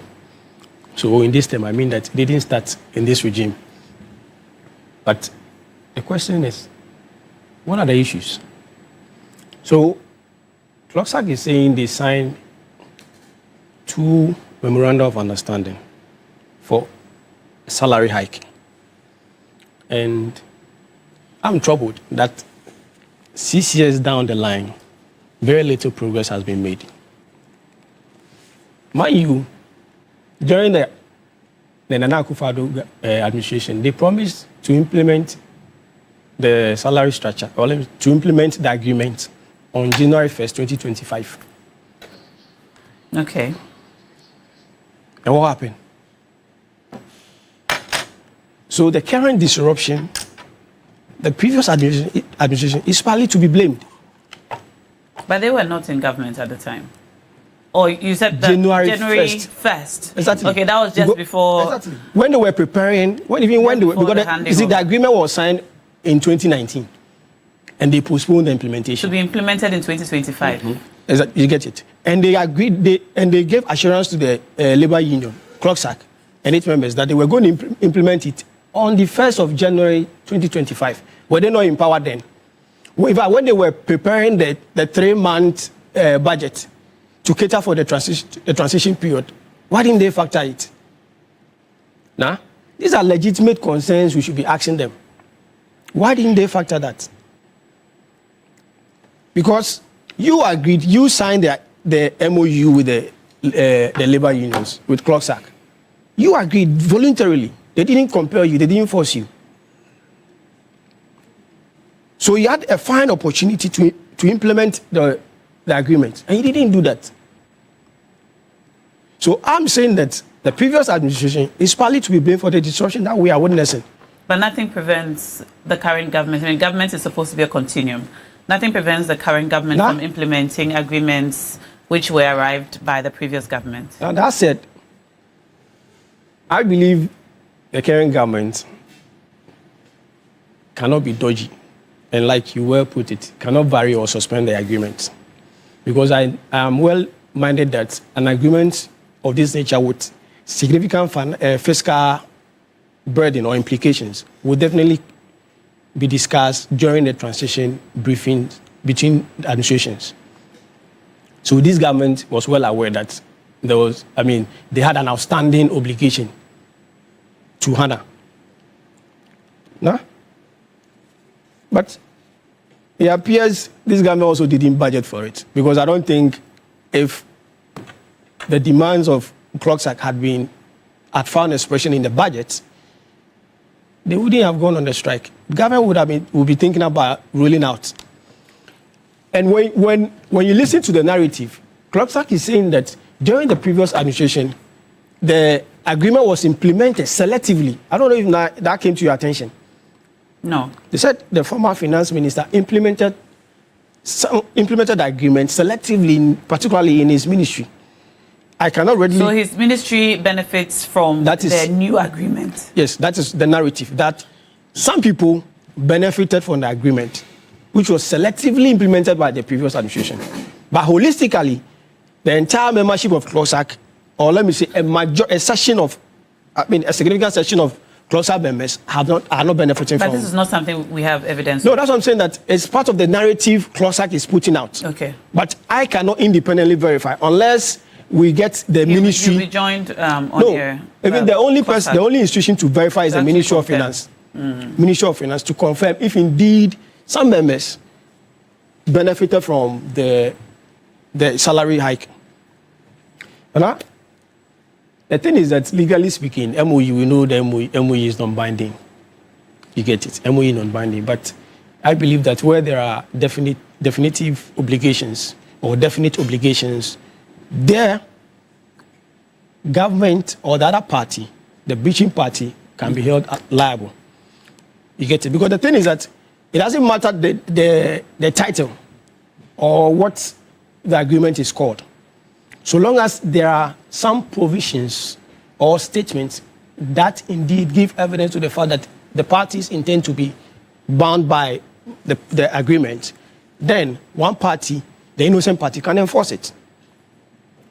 I think it is high time some of these labor unions begin to enforce some of these agreements, because what are the options available to them in terms of enforcement beyond strike?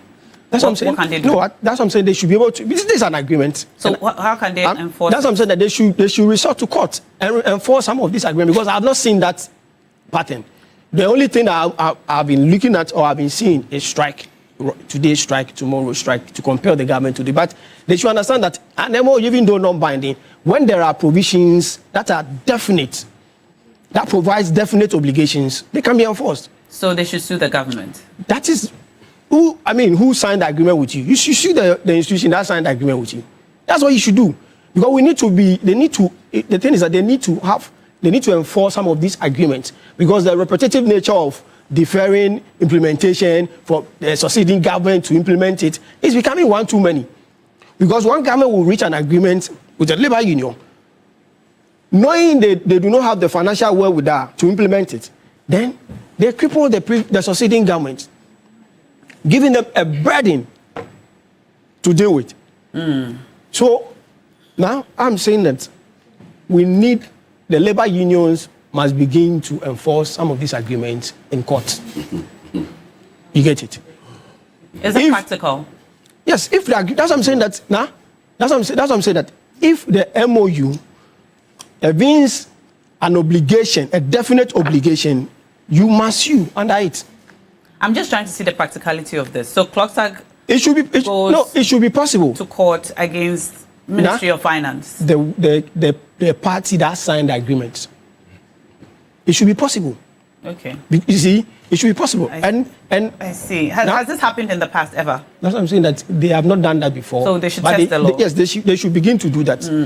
Because I've not seen the MOU, but I'm saying that if the MOU contains some definite obligations, it means that the parties intend to be bound by the content, and they must enforce it. And now, Tatos was talking about the National Labour Commission. I think it's one institution that is really damaged in this country. Damaged? Yes. Why do you say that? Because the NLC can call striking labor unions to go back to the negotiation table, and they will say, we won't go. We won't go. Do whatever, do your worst. Nah, we won't go, do your worst. I'm saying that we need to be able to give the Labour Commission an authority to command, in fact, striking workers to resort to negotiation. That's what they've done. They've issued a directive ordering them to return and resume. It doesn't end anyway. Clocksack said they won't listen to them. They issued a directive to Clocksack said they won't listen to them. To disregard NLC. And Clocksack is not the only labor union to have done this. Previously, they've been doing it. So the labor union is powerless. No, NLC, the Labour Commission is powerless. NLC is powerless. Because NLC will say go back. They will say we won't go back. The NLC will go to the High Court to seek enforcement. But does the NLC really, is the NLC seized with the powers to be able to issue out such an order, so to speak, asking a striking union, irrespective of the fact that their concerns have not been listened to, the negotiations or conditions of service which have been agreed have not been satisfied? Does the NLC have the power? Are they seized with the power to be able to issue out such an order that the union go back to work or resume negotiations? Now, as part of its mandate, And you know, NLC was created by the Labour Act 2003, Act 651, particularly Section 135. So as part of their functions, NLC under Section 104 can tell striking parties to go back to negotiation. Okay.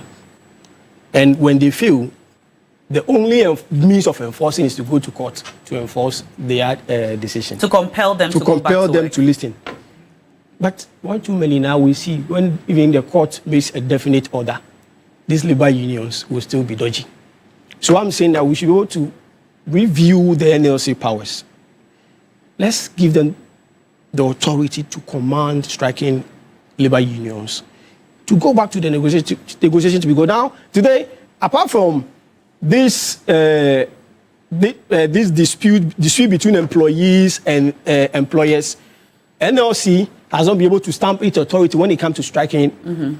Striking labor unions. Well, there are conditions of service which apparently has been agreed, has not been implemented. I am trying to see the practicality of compelling the union to go back to work when on the one hand the agreements which they say they have come to with government has not been implemented. We listen to the raw problems they talk about. Their children are being thrown out of school. Yes, their spouses are complaining at home.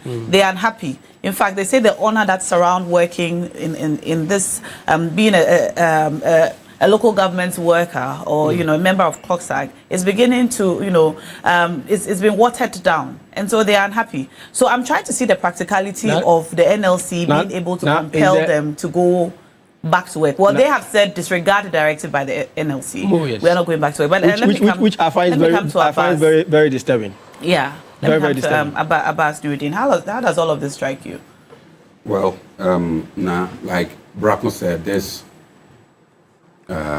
labor agitations are some of the undesirable legacies that the Akufo-Addo Bawumia government bequeathed to the John Mahama administration, because the whole of these agitations are based on 2 MOUs signed in 2019. Now, that is very instructive. The basis of this whole agitation was based on a negotiated agreement on salary structure and conditions of service of CLOSAC members in 2019. And how that whole negotiated agreement was put in abeyance for 6 years, only for members of CLOSAC to rise 1 year in the tenure of the NDC government, is what surprises me. Because the NDC government came in at the time that our economy was in a total mess. We had been crowded out of the international capital market. We had been restricted from going on the domestic market to issue bonds. The Akufo-Addo Bawumia government has saddled us with a debt obligation of 280 billion in 4 years, from 2025 to 2028, that we are currently grappling with. We are reeling under an IMF program that seemed to have cut a lot of government expenditure. So I think the strike is born out of bad faith, especially so when the incoming administration has shown good faith. On the part of COSAG. Has shown good faith to all these labor unions. For the first time in 2025, we had President Mahama go to sit with all these labor unions and open the books to them that this is what we came to meet. There is no way we can provide what you are demanding under the present circumstances. So we would ask you to bid your time. We would ask you to let government roll out its policies and probably roll back the economic consequences of the policies of the Akufo-Addo government. Some of them accepted, but those at the Nurses and Midwifery Council declared a strike on a negotiated agreement in 2019. So for the labor unions to agree to put all these agreements on hold for 6 years, only to come back at it 1 year in the NDC administration is a bit worrying. But I think whatever the situation is, like Uncle Titus said, we must always choose dialogue. We must always choose due process, because labor agitations are regulated by the Labor Act, where an elaborate dispute resolution mechanism has been put in place, where it is clearly stated that labor unions cannot just by a wave of a pen go on strike. They must go negotiate with government. When negotiation fails, they do mediation. After mediation, they do arbitration. It is all after all these dispute resolution mechanisms have been exhausted that you can resort to a strike action. Has all of these been exhausted? And also per section. Yes, insofar as the labor unions are saying government is not willing to agree on an implementation plan on an already agreed, then it means there seem to be some disputes here and there. But what the labor union must know is that government cannot give what it does not have. Under our present circumstances, under the IMF conditionalities, where a lot of the government seem not to have a lot of fiscal space, some of the demands cannot be met in the short to medium term. But Abbas, does this look to you like a fiscal problem or a communication problem? Because from what they tell us, they are not even able to come to the negotiation table. They are not hearing back. They have been ignored, so to speak. You know, all these labor agitations are mediated by the labor union, which is a state institution. So if the labor union has asked you to abandon your strike and come to the negotiation table with government, and you say you are not hearing from government, I wonder what that means. Because the labor union is one of the agencies under the Ministry of Labor and Employment. You're referring to the National Labor Commission. The National Labor Commission is an agency under the Ministry of Labor. So I think their concerns are legitimate. Everybody deserves better conditions of service, but the demand for better condition of service must be situated within the prevailing economic conditions at the time. Like I said, under the current circumstances, the fiscal space is so tight that pushing in some of these conditions of service will throw the economic gains we have made off gear, and we may get back to those days where inflation went to 56%, where interest rate was hovering around 28% and all of that. So like I said, the concerns are legitimate, the demands are fair, but government under the current circumstances is unable to honor all those demands at a go. And if they were able to wait for 6 years, give the MPP government that long reprieve of 5 years, I think they should be. It is only fair that they give the Mahama administration at least a bit of time to resolve the issues. I think. You don't see I think. Why can they not be told I or think spoken to about the NDC government has not closed the communication loop. I shudder to think that is the case. Like I said, for the first time, we had a sitting president went to meet this labor union. That was less than a year ago, and since then, the Minister of Labor, Mr. Rashid Pepo, and the Labor Commission has been engaging them. But sometimes when the demands cannot be met, then there is this belief that government is trying to be dodgy, government is not being forthright with labor unions. The economy has shown signs of recovery as a result of the good policies this government has put in place. Now inflation is around 3.8%.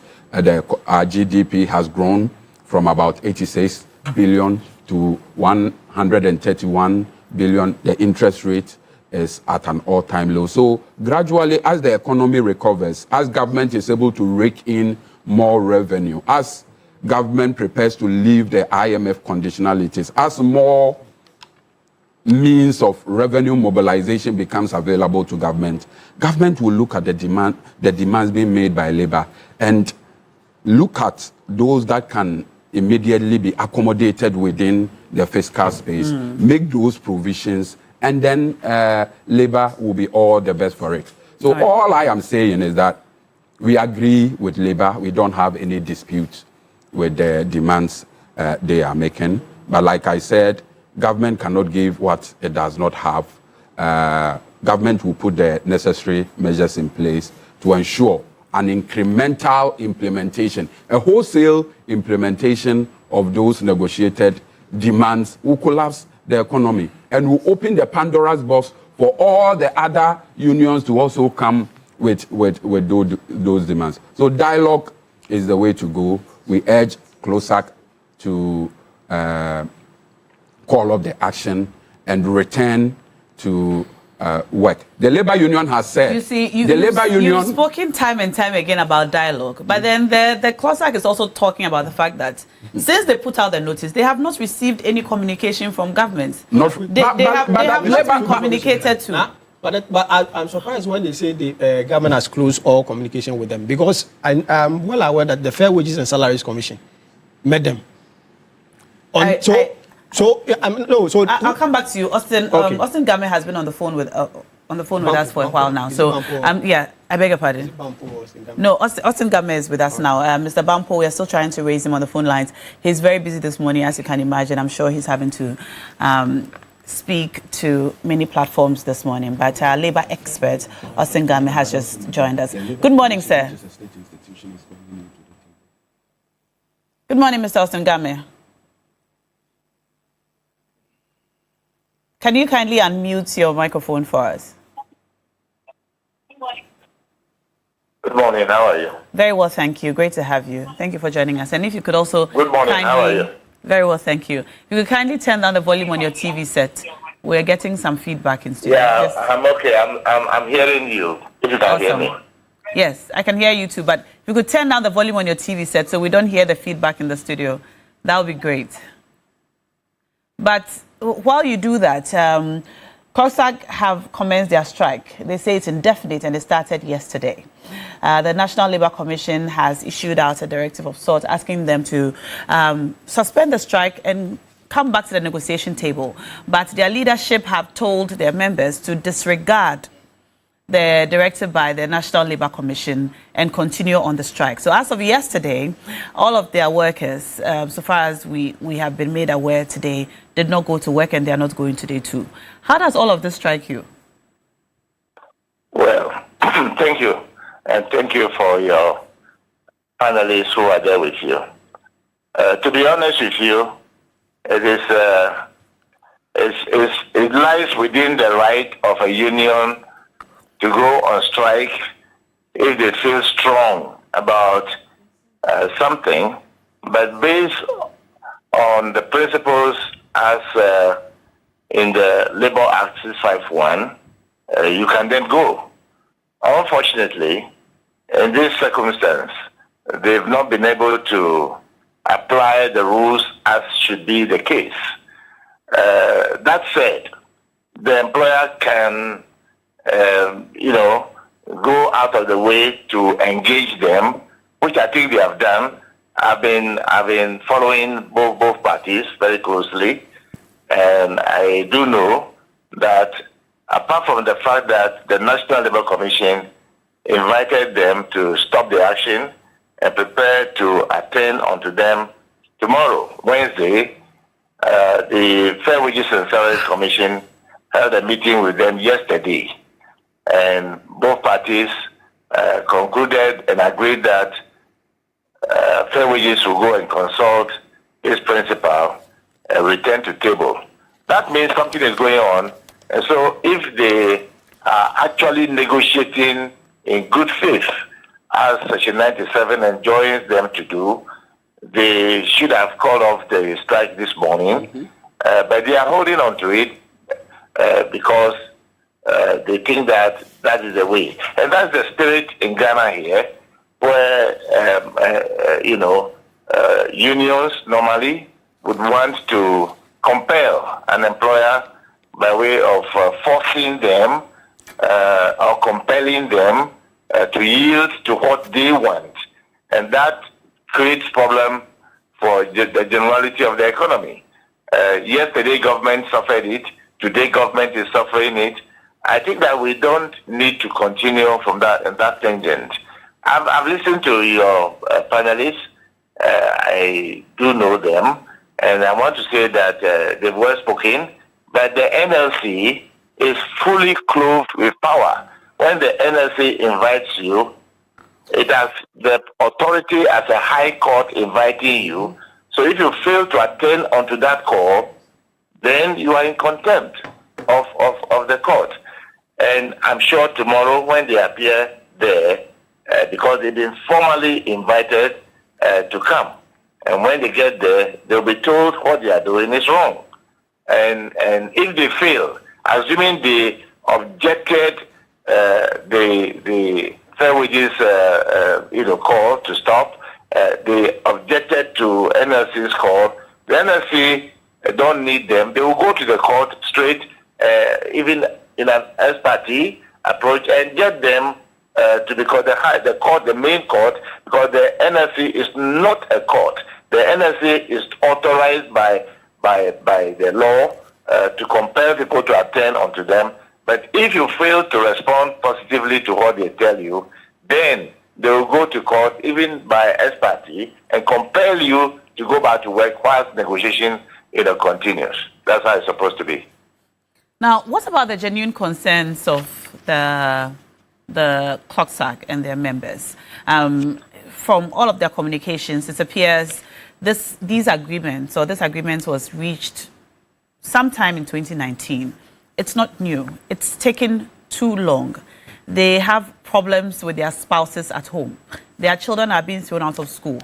Their conditions of service, they say, is not something that is so extraordinary that they're asking for, and that they have basically not been treated well. So the question about whether or not they are negotiating in good faith is what I want you to speak on. Their problems are real, and it's just taking about 6 years, and they still have not been able to receive what has been agreed per an agreement which took place in 2019. Can we say they are not negotiating in good faith at this point if they've waited all these years? Well, I appreciate the concern they have, and I want to say that I support them making effort by asking the employer to discuss or dialogue with them in respect of what they've negotiated for way back 2019. So why now trying to drive it the way they are driving it? I think that the way forward is to engage. And the body, the National Labour Commission, is not an agency of the Ministry of Employment. Let me repeat that. The National Labour Commission is a tripartite body voluntarily put together by the tripartite body made up of the unions, including CLOGSAG, including Employers Association, and government. And this tripartite body is completely independent. In fact, they appear before Parliament to make a case for their own budget. They are not represented by the Ministry of Employment. The chairman of the commission is the baby of the labor unions and Employers Association. Government, represented by the president, only swear them into office. So the commission is clothed with supreme authority to do what is appropriate by way of getting even private mediators, private arbitrators, facilitators to assist parties in resolving their differences if it becomes a major dispute, and so forth and so on. And even a compelling arbitration under 164 when it becomes very necessary. The whole process, CLOGSAG did not go through it well. They didn't even go through it at all. And this has been the way forward many years ago. So I think that if we are to enjoy industrial relations, which is just like marriage, then we must humble ourselves to learn the art and science of how to negotiate and how to go about representing ourselves and those we represented at various, places. But in this case, they have failed to go by it because they have to giving notice in the media is not akin to formally lodging a complaint to your employer and the National Labour Commission. Then you begin to count 7 days according to the law. Both 159 and 160 give them authority that should the employer go around the subject matter the way you don't like it, you have the right to go on strike only on condition that you must give the employer and the NLC 7 clear days notice.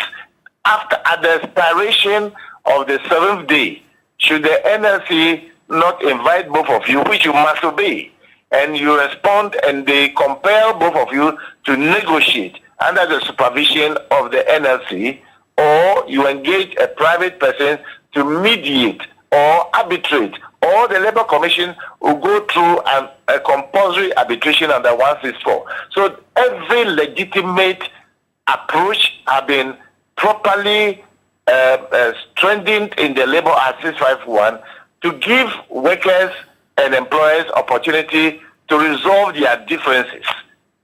So I don't see the reason why they should be doing what they are doing. And I'm sure Titus is with you there. He knows exactly what I'm talking about. He can confirm it. There is no other way anybody, whether from any law court or from any place, will do anything contrary to this law. But we are misbehaving too much in the country in respect of how to apply the law. That's the problem. We are misbehaving. Okay. Well, thank you. Thank you, Mr. Austin Game. If you don't have to go, I'll be glad if you just stay with us just for a little while. We'll come back to you. Mr. Titus Glover. Yes, thank you very much for my senior and my uncle, Austin Game. Both Nuruddin and Council were saying that the problem should fall flat on the feet of the ex-MPP government. What I know is that every successive government, you are bequeathed with both assets and liabilities. An MPP government that bequeathed you with a GDP growth of 82 billion, far better than your 56 billion that you left in 2016. A government that gave you a reserve, internal reserve of $9 billion. A government that bequeathed you with a gold reserve from 8 in Nkrumah's era, 8 tons to 30.3 tons. As we speak now, almost 18 tons is gone. We don't even know who bought them. So when you succeed as government, practically you inherit both assets and liabilities.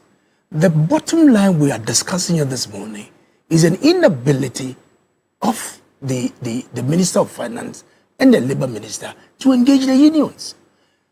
Nuruddin gave an example that in early 2025, the president made the unions and he gave them 10%. We agree. The Labour Commission mandate is to mediate between the two parties. That is his mandate. As to what can be paid, does not fall within the Labour Commission. Why are they running away? If you have a genuine concern, come, sit with the union. These are challenges. We think we can meet you this way. Can you have some time? That makes that you are making some progress. But you are running away from the union. And I just checked, and my uncle was saying that some notice was not given, if I heard him well. But the National Executive Committee of CLOSAC on the 19th of February this year gave notice. They went further again on the 5th of March to issue circulars directing their members to stand by for this strike. So at least some notice has been given to the National Labour Commission. Where was the two ministers, the employment and the finance minister? Because you did not factor it in your budget. You didn't do it because you've not been able to sit with them. If indeed you have met them, there should be some resolution. Oh, we cannot give you 1, 2, 3. We can afford this. Then you factor it in your budget. They are running away because it is not in their budget. So when they meet the union, there is no commitment to give them. So I think that to resolve this matter, the finance minister including the employment minister, must sit down and trust issues in the presence of the Labour Commission, because it's just an arbiter. Why did the NPP government not implement this agreement before exiting office? But the agreement was reached in 2019. We are in 2026. Why was the implementation not done? You recall the challenges that we went through in 2021. You and I mean, we can't hide it. There was a difficult, tough time, economic decision at the time. So there was no room to accommodate that arrangement in the scheme of things. That was the major reason I can give you to the reason why we could not be able to do it. But because we put all structures in place, and even the IMF report tells us that post-2024, things will begin to fall in shape. If we had come back, we'll have implemented it. But the decision at the time, the economic decision we're facing, was not even able for us to factor us to make sure we give them all those things that they were looking for. But in other words, it's not things they were looking for, it's an agreement which you had reached with them. That is why I'm saying, that yes, there was an agreement.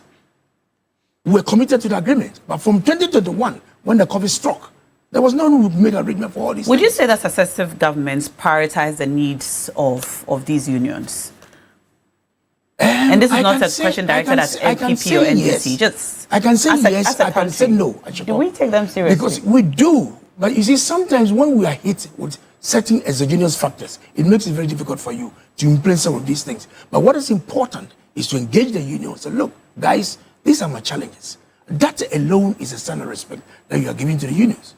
Notwithstanding that, increment that we're supposed to give them, we continue to give them. But the other conditions that we were not able to meet them because of the challenges that came before us at the time. So that's what I want to say. So I will implore on the two ministers, together with the Labour Commission, to meet the union and let's open the discussion.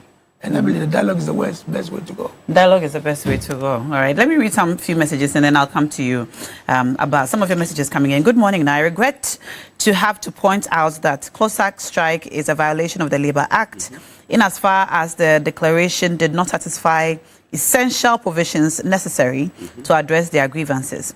In particular, when CLOSAC is under a legal obligation to have notified their employer as well as the National Labour Commission in writing at least 7 days prior to the intended action. The Labour Act 2003 is a legislation of enlightened compromise. And institutions established in accordance with the law must be respected to deliver on their mandate. And this is from Seth Abloso, Labour Consultants. Thank you, Seth, for sending that in. I read a couple more messages. Good morning, Na and the team. All that's going on just tells me that workers in Ghana will suffer for a long time. Every government comes and expects another government to come and implement agreements. It's a sad day in Ghana. We should all consider entrepreneurship. All right. And now, please explain to the labor unions that we are okay. All right. I don't think I should read the rest of your message, but thank you for sending that in. All right, I'll come back to the messages in a moment, but let me come to you, Abbas. Well, I think Senior Austin Game has done justice to the issues, and there is no need belaboring the point. But the question that is running through social media is why would the labor unions put the negotiated settlement on hold for 5 years and only come back at it now? When Mr. Titus Glover was speaking, he alluded to the difficulties they went through in 2021. But in 2021, the government had not gone to IMF.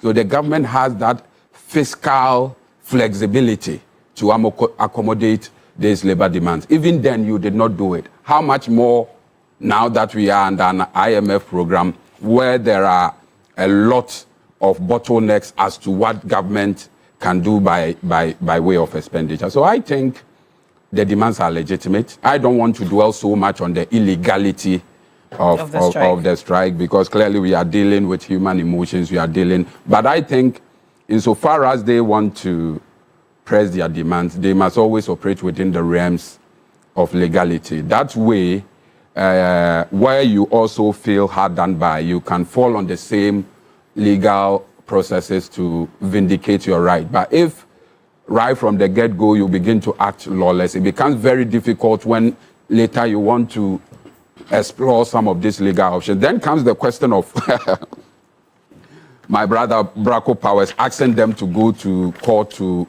enforce some of these agreements.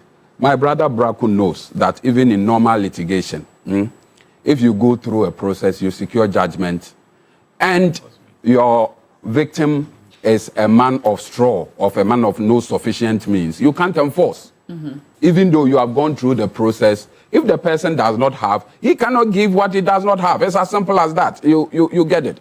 So I think the labor union must temper, should I say, I don't want to say justice with mercy. They should temper their expectations with their expectations. They should lower their expectations and and allow government temporarily.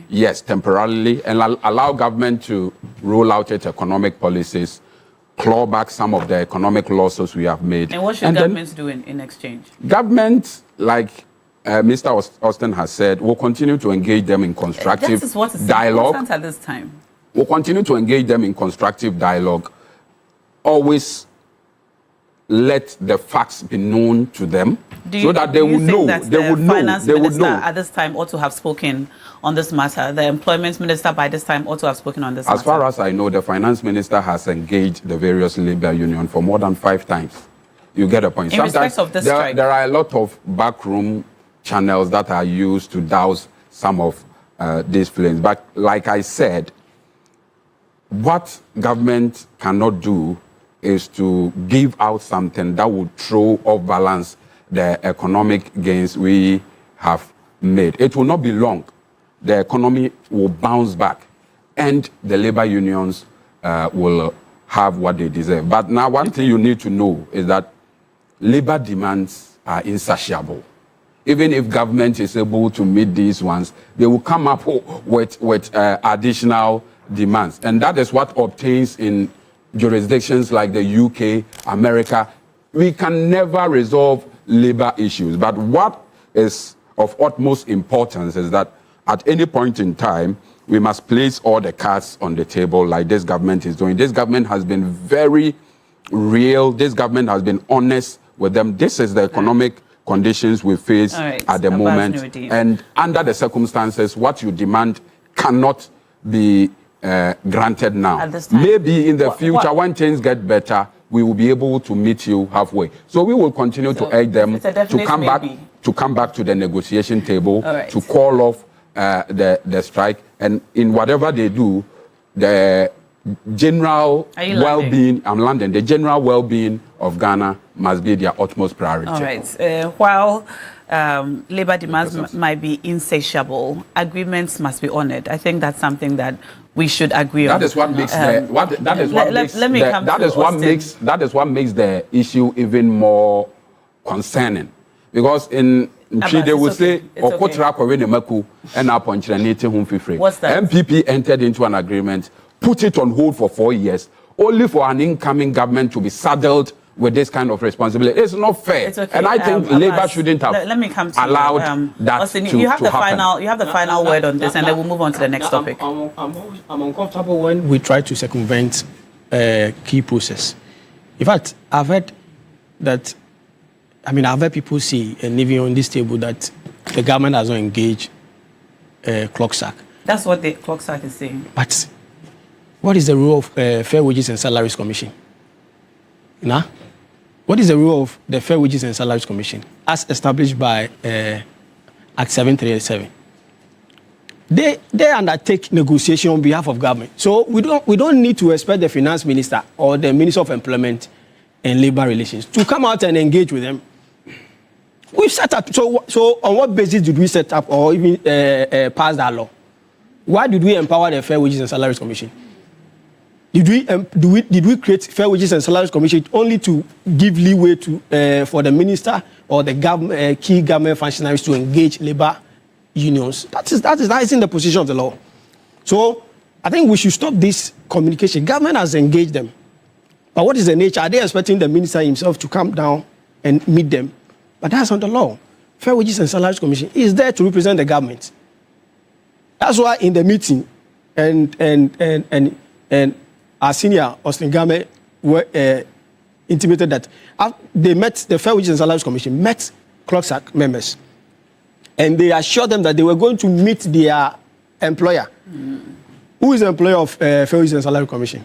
Government. So that line of communication that government has not engaged with CLOCSAC members, it's like we want government to meddle in every affair. When government has set up institutions, even we set up the institution, yet we want the same government, we want the politicians to come down and engage with that. What kind of attitude is this? All right. I'm sure he's referring to because my insistence was that. Oh, no. No, you said we sat at the table. Because I've insisted that finance. Why did the president come down to meet the unions? Is it in the law? In the early days in 2025? It was. Calm down, cool down. Council is saying that because I myself and Nacho have said that the politicians should come down and meet the unions. Why did the president come down? It was a goodwill gesture at the beginning of his administration. Oh, these are friendly interjections. But you don't expect the president to be meeting them every now and then. It is impracticable. Can I speak? Okay, you can. Because we inherited your IMF program in 2027. So when you are talking that there was no IMF program, there was an IMF program. In 2021? In 2020, no, in 2020, what do you call it? 2017. So we carried us through before we came back.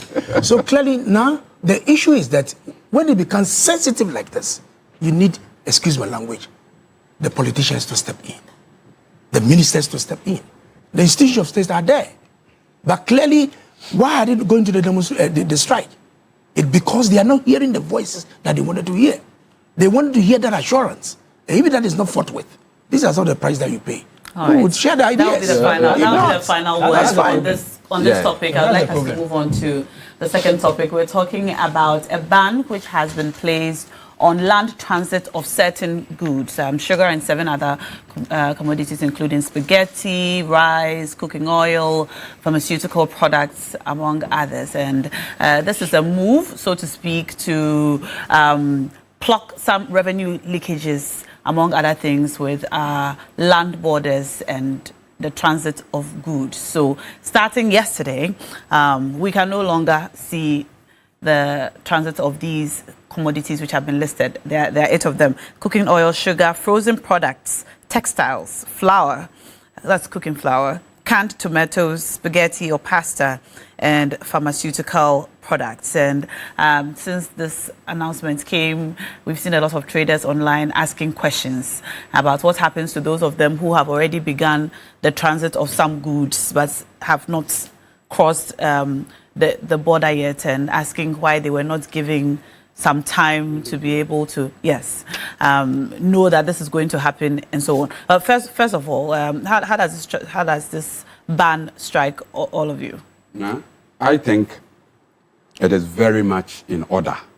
And first and foremost, let it be put on record that per the Customs Act 2015 Act 891, the Customs Division of the GRA is clothed with authority to regulate the entry and exit of particular goods based on its own aims on border security, revenue, mobilization. So in that regard, this particular action is within law. Having said that, I think it is also important to dispel some false information that some MPP spin doctors are pushing in the rural areas, that government has banned the importation of this product. It is not. It's a land. It is not transit. A ban on the importation of this product. It's a restriction on the land transit on this particular product. Right. Now, I think this has become necessary because of the abuse of the transit regime of this particular country. You know, per customs laws and regulations, when goods are in transit, certain tax liabilities are lowered, because the understanding is that certain tax obligations must be paid only in the jurisdiction where those particular goods will be consumed. So when goods are in transit, certain import duties and levies are more or less relieved. As a result of this, a lot of people have abused this process. Goods that are meant for the domestic market are declared as goods in transit, only for it to be diverted onto the Ghanaian market. And things came to a head about 2 weeks ago when about over 4,400 gallons of cooking oil, tomato paste, and spaghetti were declared as transit only for it to be found in the Ghanaian market. And as a result of that, the state lost 85 million Ghana cedis, 850 billion in just one soup. So if they are able to do this once a day, 7 days a week, 30 days in a month, you can imagine how much we are losing as a country. So I think this particular measure is very much in order, and we urge all traders who support government's revenue mobilization agenda. We urge all genuine traders who want government to genuinely plug the loopholes in our revenue mobilization system to support this particular move. According to the newly appointed custom officer, government or the state loses close to 2.3 billion in transit diversions and smuggling activities. And in the first half of 2025, government missed its revenue target by 1.6 million, all as a result of these smuggling and transit diversion activities. So it is not just about the ban of land transit, it's also the re-centralization of the technical service system of customs, such that, and the use of AI tools to do valuation, so that these issues of undervaluation, underimporting, all of that will be a thing of the past. So I think it is a step in the right direction. That in Ghana, definitely those who are beneficiaries of this system would sometimes go and hide behind people to put up some resistance. But like I said, these systems need to be piloted to see whether there would be an upward improvement in revenue generation. If there is a significant improvement in revenue generation, then I think it's a system that needs to be sustained, because under IMF conditionality, government doesn't have the fiscal space. But the port of every nation, the sea port of every nation, should be one of the major revenue mobilizers for that country to help government in debt sustainability, in economic stability, and even in the provision of public goods. So I think restricting import of these particular goods to our seaports enhances monitoring and compliance. Because at our seaport, we have these trackers, electronic tracking systems. We have these scanners. We have this customs integrated system that will help us do proper valuation and do proper tax assessment and prevent tax evasion. Sometimes during our land borders, the items are put on trucks. So 5 containers can be on one truck. So tax assessment is even difficult. But at our port, it comes in containers.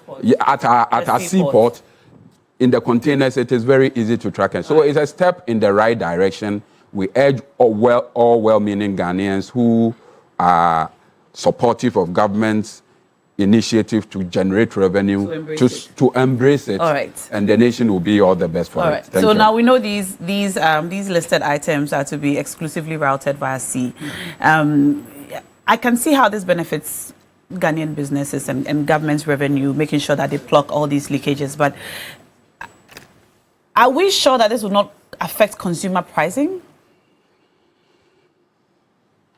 Nah. I think the thing is that the policy objective is legitimate. Why? Why are we losing revenue to individuals? I mean, we are enriching the pockets of some people to the detriment of the entire state. I think it's one thing we need to deplore. And I'm happy that some custom officers are undergoing investigation or are being investigated for any role they play with regard to this issue. Whoever is found culpable should be really punished. Because I'm not sure this is the first time this thing is going on. I'm sure it's been a string of it. So if we be able to determine this, we should be able to slap or impose sanctions where appropriate.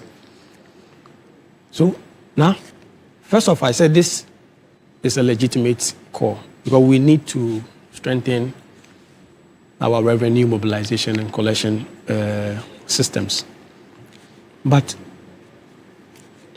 I just hope this is just a temporary measure, because if not, I think it doesn't solve the main problem.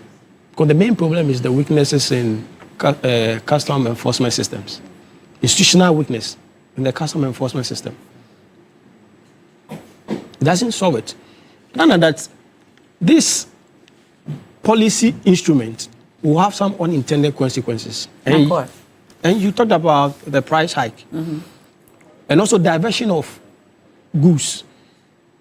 We'll end up not getting countries, our neighboring countries, using our through ports. How? Because because the thing is that don't forget that as part of the ECOWAS protocol, there must be free movement of goods and people. And the free movement, the transit, the land. Yes, the transit is included. So that's why I'm saying that this, I just hope this is a temporary measure for us to look at, to fish out the challenges, the major institutional challenges with regards to, or the institutional weaknesses in the custom enforcement system, so that we can plug them. I think one measure government could be considering is electronic cargo tracking system. For land transit? Yes. We should be able to track cargo and make sure that they are being sent to the country they claim they are sending them. And there's also another measure where the government could impose custom bond and financial systems. So you make these importers pay some, they will deposit some financial, they will deposit money. Then when it is confirmed that indeed the goods they claim they are transiting to a neighboring country, if it is confirmed that it has been transited or has been sent to that country, then we refund the money to them. These are, is that? The bond, the insurance guarantee is in place, but it's, the people they don't always enforce find a way to short-circuit the system. Now we must insist on this. So, I mean, so it fits into the broader conversation, the institutional weakness of our customs.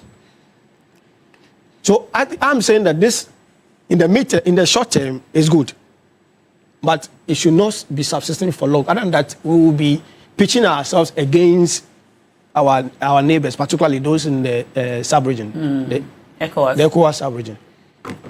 Because the protocol which we have subscribed to says we must encourage. Does this ban, be it temporary or whatever, sin against any of our international conventions or agreements with the sub-region? So that's why I'm saying that I made mention of the ECOWAS protocol, which encourages free movement of goods and services. But the seaport is still available for routing these goods. Now, don't forget that using the seaport at the moment will increase the cost of transiting goods. Really? Yes, because don't forget that the thing is that if the means of the transiting through land, some people find it very affordable than the sea. Do you understand? So now it's like you are forcing them to resort to the sea. So it's like you want to move spaghetti from Togo to Accra, but now you have to go through the sea. Through the sea. You get it. It will increase the cost for the importers.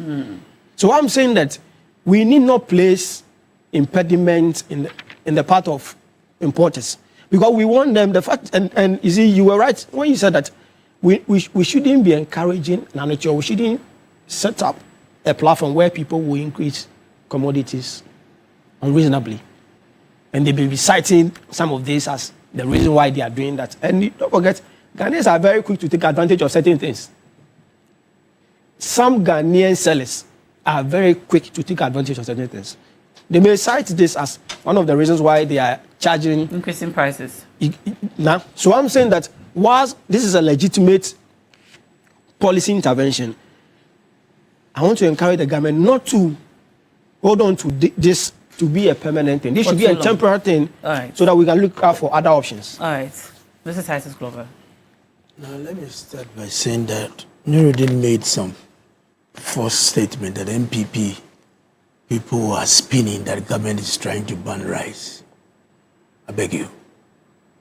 Don't say things that you don't have facts and come and put the blame on us. It is total falsehood.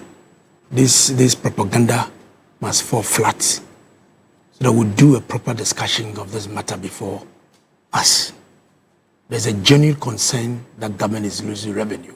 So don't bring MPP people in this matter.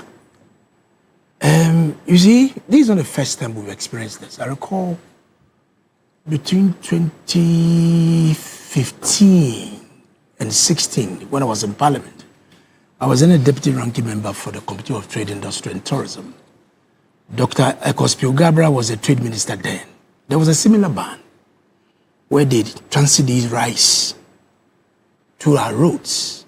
It was banned. So we have to make a journey to a Lubu border to really engage the custom officials while these things were happening, because there was an incessant pressure on government to lift the ban so they can continue to do that trade.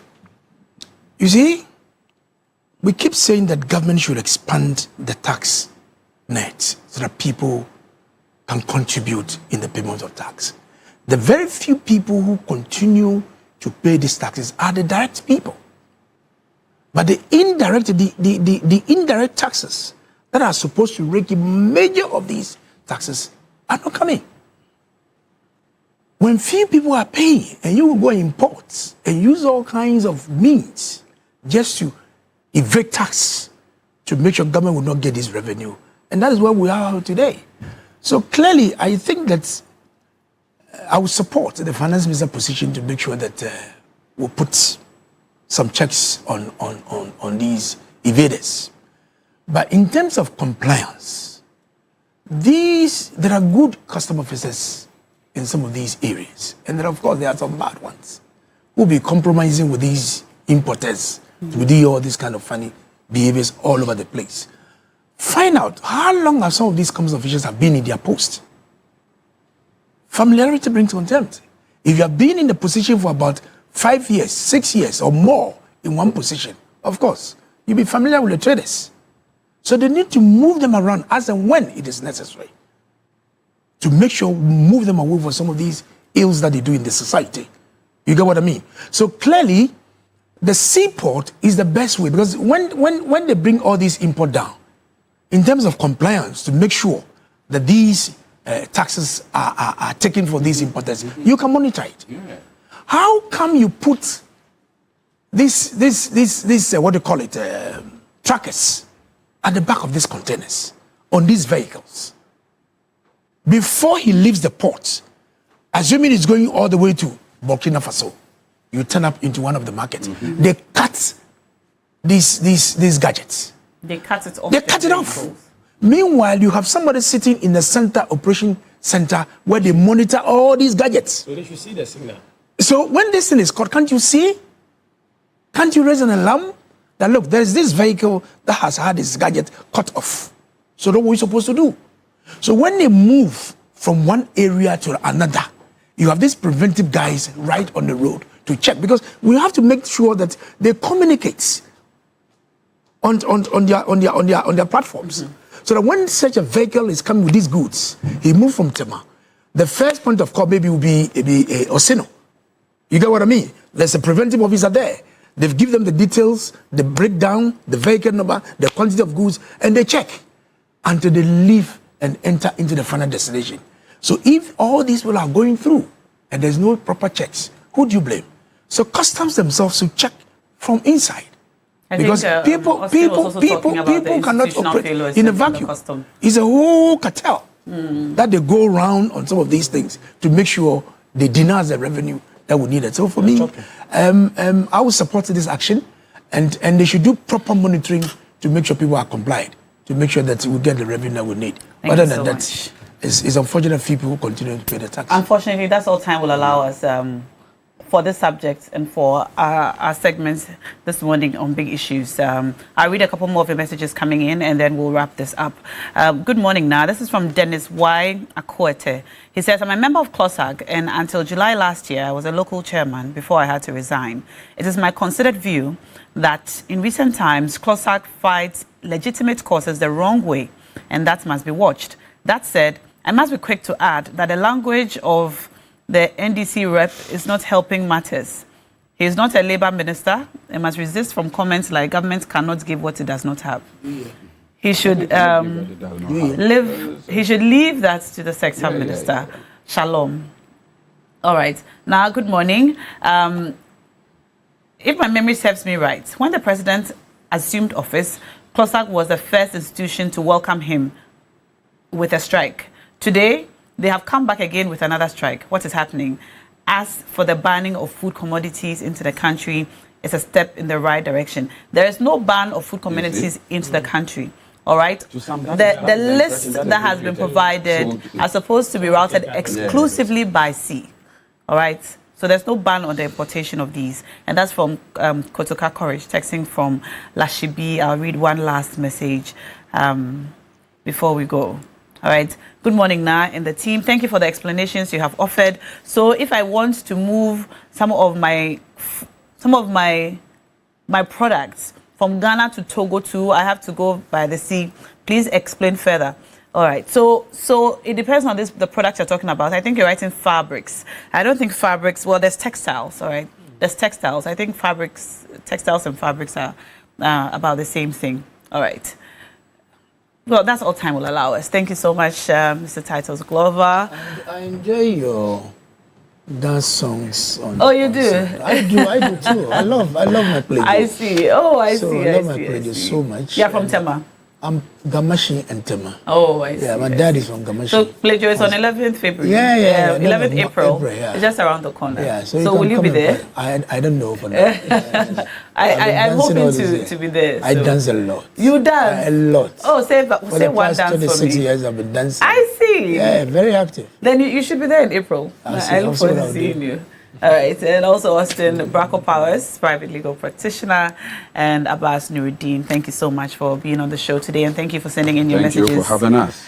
My pleasure. We appreciate them. Big Issues is proudly brought to you by University of Gold Coast. Whether you are aiming for a specialist MBA in marketing communication, operations, supply chain, human resource management, finance, entrepreneurship, innovation, or business intelligence analytics, or you just want to advance through our dual MBA or Chartered Manager MBA, the University of Gold Coast, UGC, gives you options that match your vision. And if your next step is an MSc in International Relations, Communication, International Marketing, International Law, Security, Diplomacy, Accounting, Finance, or Human Resource Management, an LLM in International Law, Security, Diplomacy, or an MA in Biblical Studies, Practical Theology, the pathway is open. In April, admissions are open, so you can apply, all right? Apply today. Because at University of Gold Coast, we make it practical, flexible learning, flexible entry, flexible payment, study around your work and life and choose a route that fits your background. And the pay is easy to pay. We give you the opportunity to pay in installments. Your dream deserves structure. Your future deserves strategy. Your purpose deserves training. So apply now. Go to www.ugc.edu.gh or give us a call or WhatsApp on 054-288-9045. University of Cape Coast, University of Gold Coast, I beg your pardon, building leaders for nations. Stay with us. We'll come back with more on TV3 Newday.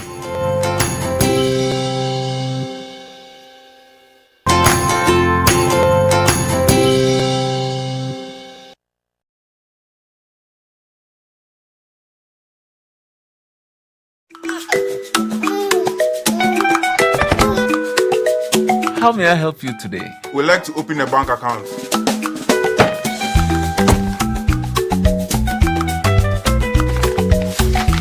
Sign here, sign here, sign here, and here.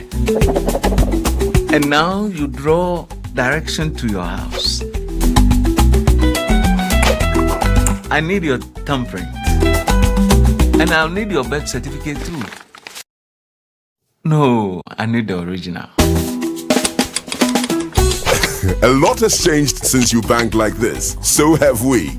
We've made it easier than ever to open an account online and bank on the go through our mobile app, online banking, and more. EcoBank, a better way to bank your way. Sign here, and here. EcoBank, the Pan-African Bank. New season, new look. The Ramadan mega sale has officially arrived. Make your home guest ready with Danube Home Ghana. Enjoy a massive 50% discount on furniture, decor, and so much more this Ramadan. Whether you're looking to refresh your bedroom or upgrade your outdoor space, now is the time to shop. Stunning designs, premium quality, and half the price. Visit our showroom Danube Home Ghana, Elusigan Obasanjo Way, Jolu, opposite Allied Heights. Call us, *050-940-3664 *. Follow us on Instagram and Facebook, *Danube Home. Danube Home, everything home. Ramadan Kareem. O Allah, grant us to reach Ramadan and forgive our sins. Introducing Betway's Bet Influencer, a groundbreaking feature where you can make money by just sharing codes. He just needs to share his codes and make money. The more his codes are used, the more money he makes. Oh yes, so what are you waiting for? Anyone can be a bet influencer. Share your codes and make money. Bet Influencer, another world first from Betway. This advert has been approved by the Gaming Commission of Ghana. Betway, get way more. Ready for school? Yes! My champs, they use a lot of energy at school. I know because imagine the energy they may have used up to return home this transformed every day. Your champs need nourishment and energy. Give them the Milo Energy at breakfast, now with vitamin D that supports energy release to help their daily performance. Milo, energy to go further. This advert is FDA approved. Something big and truly extraordinary is happening this Ghana month. We are celebrating the brilliance, the beauty, and the unbreakable spirit of what we create as Ghanaians. Introducing Gold Board Jewelry Heritage Village, happening from 26th to 28th March 2026, 8 a.m. to 9 p.m. each day. Join us at Akwaba Park, right opposite the Hajj Village, for a one-of-a-kind curated experience. This isn't just an exhibition, it's a vibrant heritage village alive with Ghanaian excellence. Discover proudly made in Ghana brands and institutions showcasing breathtaking craftsmanship, bold innovation, world-class manufacturing, and export-ready treasures, all in one electrifying space. It's a powerful celebration of our innovation, culture, our creativity, and the economic future we're building together. Experience Ghana like never before. Celebrate value addition the Gold Board Jewelry way, where every piece tells our story. To exhibit, partner, or simply be part of this historic moment, call now 020-941-7777 or 053-630-8888. This is one of a kind. Don't miss out. Gold Board Jewelry, pure, precious, proudly Ghanaian.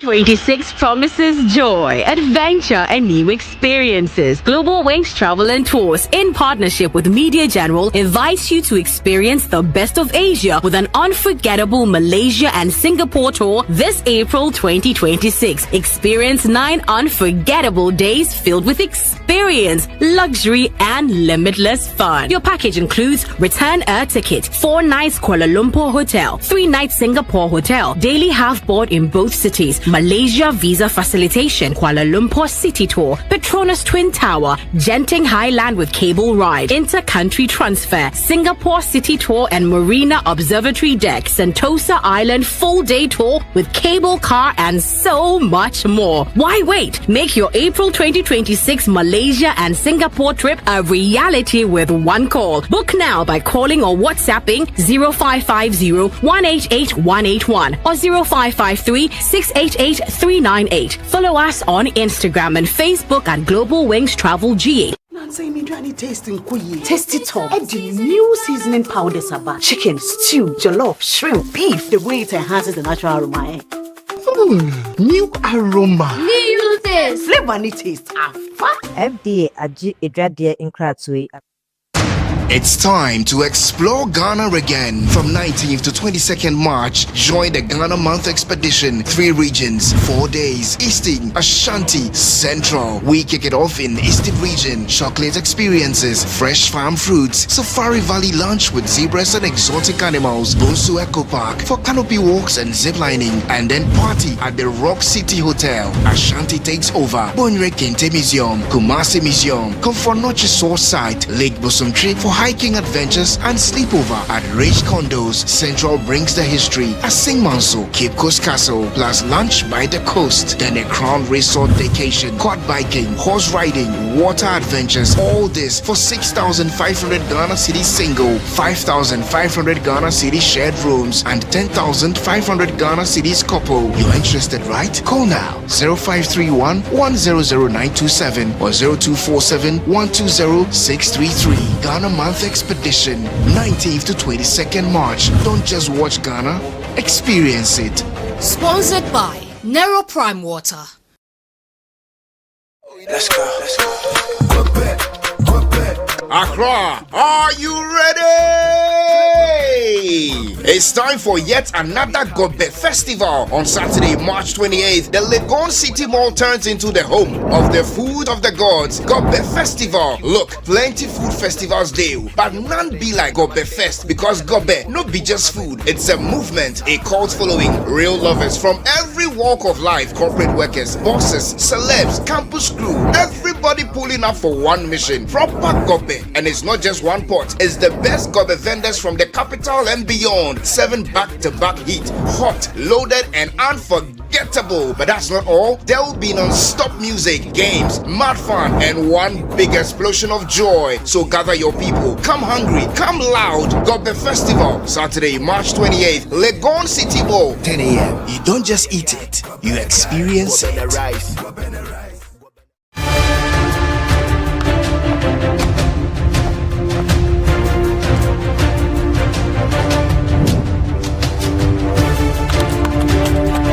This is the show that brings finality to all the critical issues. It is the stage where all the facts are checked, issues thoroughly interrogated, opinions shaped, and debates settled. But over here, we do more than just talk. We resolve problems.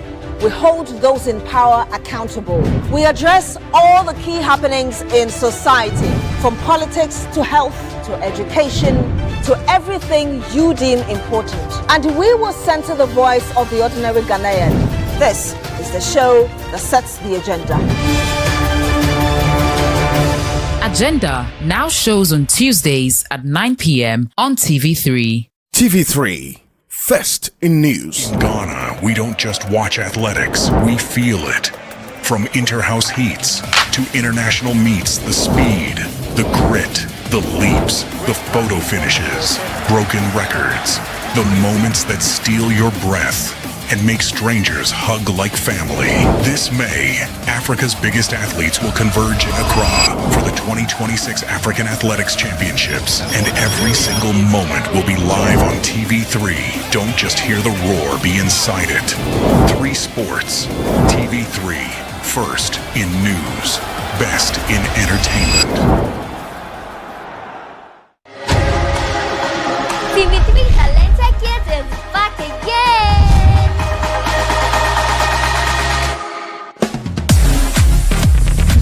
Even bigger and better, we're unveiling a brand new lineup of contestants with exciting, diverse, and mind-blowing abilities from across the country.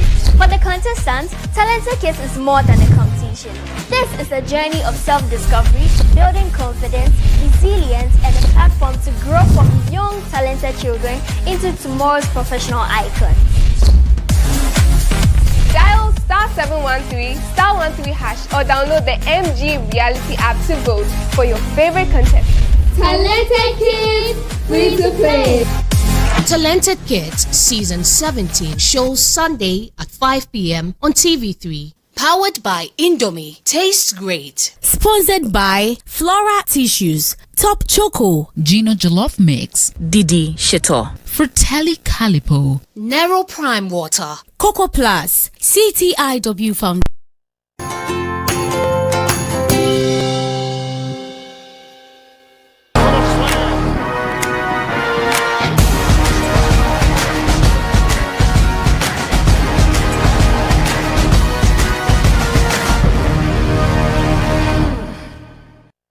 Welcome to the brighter side of life. Of course, it's time for sports right here on TV3 Newday. And this morning from 3 Sports, we have the one and only Bill Asian. Good morning. Hi, Cookie. What is this? Buenos dias. Yeah. Buenos dias, Buenos right? dias. Yeah, so that's Spanish. Yes. Yeah, kind of say French more.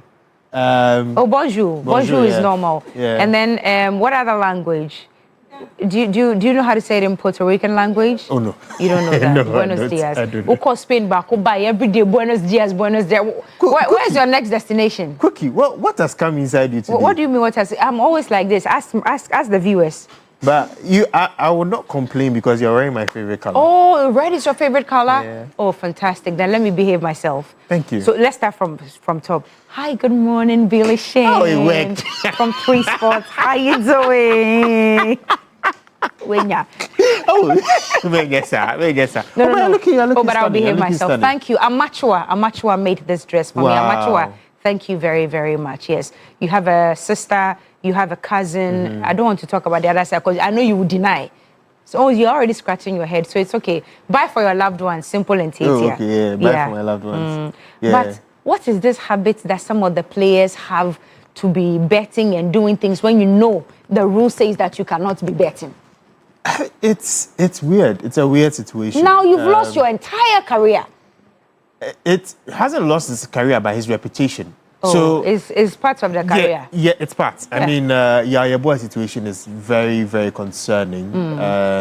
Even though he's moved to China, he cannot play for an MLS club again because he's banned for life from the MLS, and it relates to a betting incident that he was part of, I think, a year ago or two. Yeah. And it's quite sad because he's played for the Black Stars before, actually. Can you imagine? He's actually played for the Black Stars before. So he's somewhat known in close quarters. It's a sad situation. Too bad. To be in. And, I mean... So in this case, for life is for life. Yes, he cannot appeal, he cannot do anything. For life is for life. Because he's guilty, right? Yeah, they found him guilty. I mean, investigations were made. Too bad. There was a law firm that was contracted to investigate this whole situation. And they found him and one of his former teammates guilty. So he's been issued a lifetime ban. He's not going to be involved in the MLS ever again. Oh, yeah, Buapa, you did not try. But anyway, I'm still wishing you all the very best. Let's talk about UCL fixtures. Yes. But tomorrow I'm told that Man City is playing Real Madrid. Is that correct? Tomorrow? Yeah. Okay. Oh, you watched that one? Yes. Okay, so, I'm sort of kind of affiliated to Man City because of Emenyo. I didn't say any. I said Emenyo.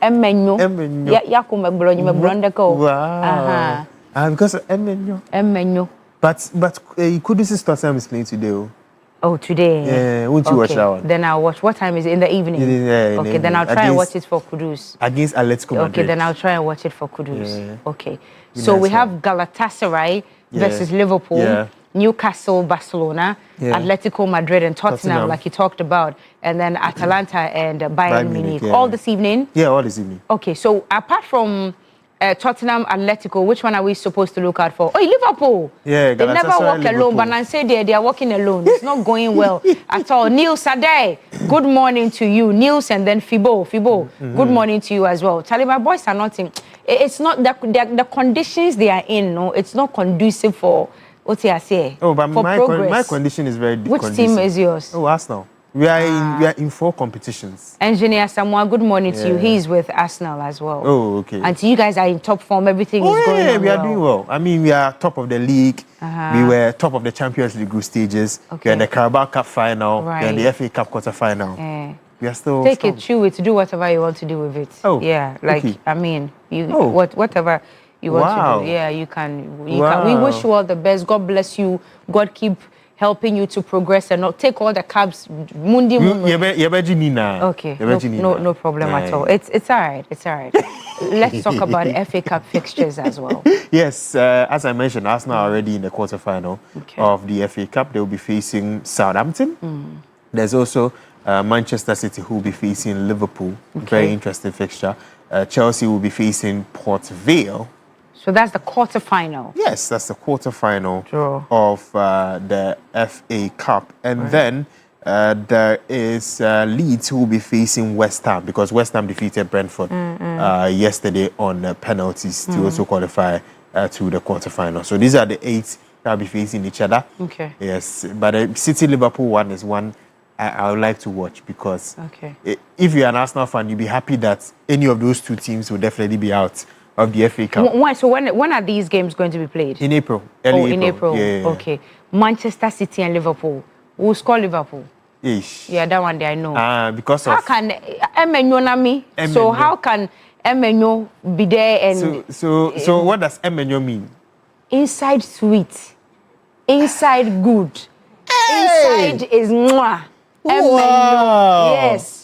Emenyo, inside is good. Inside is perfect. Inside is ravishing. Inside is prospering. Inside is sweet. Emenyo. Okay. Yeah. Inside is sweet. Yes. That's the only thing I picked. So Emenyo, inside is sweet. Yes. That's the only thing So we'll score Liverpool. That's why there are no two ways about it. No two ways at all. Anyway. Are you ready to come to the local scene now? Yes, Can we do the local scene? Okay, so there's this story about our inter-school sports dwindling over time. But the other day, there was Interco in the Ashanti region, and it was phenomenal. I mean, so many people do attend the Interco when it comes to the Ashanti region. Okay. We talk about dwindling in the sense of the production, right? It's not as vibrant as before. And also, I mean, we've seen hooliganism also happen as well. So it's sort of sometimes bring it to the bad light. But the fortunate thing is that, I mean, this particular Interco Super Zoo that happened in Kumasi also brought forth some amazing talents that were spotted by Emmanuel Owusu and Akosi Eje. But I'm not going to talk much about that. We'll just have a look at it in this report. Okay. The journey towards national and global recognition for Ghanaian women in track and field began 6 decades ago when Alice Enum, famously known as the Baby Jet, blazed a trail at the 1964 Summer Olympics. 14 Summer Olympics later, athletes such as Vida Enim, Margaret Simpson, Hall Halute, Jeanette Amponsa, and Jama Echampong have followed in her footsteps, continuing the proud tradition. As the landscape of sports continues to evolve with new talent and fresh faces, the next generation is emerging. Young athletes like Gladys Boache, Fulera Suleimana, and Nora Afuakwa are poised to take up the baton and lead Ghanaian women's track into its next chapter. Meet Nora Afuakwa, a Form 2 General Art student of Bantama Adventist Senior High School. She is already making her mark at the Ashanti Regional School Athletics. At the just ended Super Zonals, she ran a crucial third leg in the girls' 4x100 meters relay, in helping her school secure a silver medal finish, and also won a silver medal in the girls' 100 meters final. But before all the accolades, Nora was just a girl running barefoot in competitions because her father couldn't afford one for her. The 12-year-old dreams to be more than just a girl on the track. I wasn't having running shoes and running spikes because my father work collapsed, and I told my coaches and they helped me out. I want to be a nurse, but I don't know if I can go ahead. Like, I'm an athlete, and I don't. I will be asking myself that, can an athlete become a nurse? Like, that is why sometimes I want to stop because I want to become a nurse in the future. Her senior and competitor, Magdalene Kunedu Owusu, a final year student, can attest to the talent and skill Nora brings to the track. But she was very short, and I thought, hey, can she run? But when we started the race, I was really surprised. This short girl, she done marvelous things. But when we started, she beat me. She's very brave, and she's very serious in training. For T.I. Amadeus Fulera Sulemana, who demonstrated exceptional consistency and endurance throughout the 14 different events at the competition, her inspiration to keep fighting through the torrid moments and enjoying the applause stems from a higher dream of becoming an Olympian. No one will accept to run 14 races, but because I want to become someone in future, so I have to go through whether pain or they said they have been saying that no pain, no gain. Yes, it's true. I want to be running Olympics game for Ghana. They have athletes not much like USA, so I want to become athletes of Ghana so that we can compete with USA, because always you will be hearing that USA, Jamaica. I want to perform well, I want to train hard so that one day someone will say, because of Fulera now we are mentioning Ghana name when it's come the champions of Olympics games. I want Ghana should be mentioned. Her trainer, Mariam Ibrahim, highlighted Fulera's dedication and discipline, explaining that consistent coaching, mentorship and guidance have been a key factor in her development. What is special about Fulera? She's naturally strong. Discipline. She doesn't complain when you give out a workout. That is something special about her. Announcing herself as one of the region's most exciting sprint prospects is Gladys Gaza Boachi, who marked an unforgettable debut in her first Superzonals. Gaza dominated both the 100 meters and 200 meters races. From her formative days at Semen Shakrum Primary School to Pechi Presbyterian B Junior High and now St. Louis Senior High School, Gaza clocked 11.70 seconds to claim gold.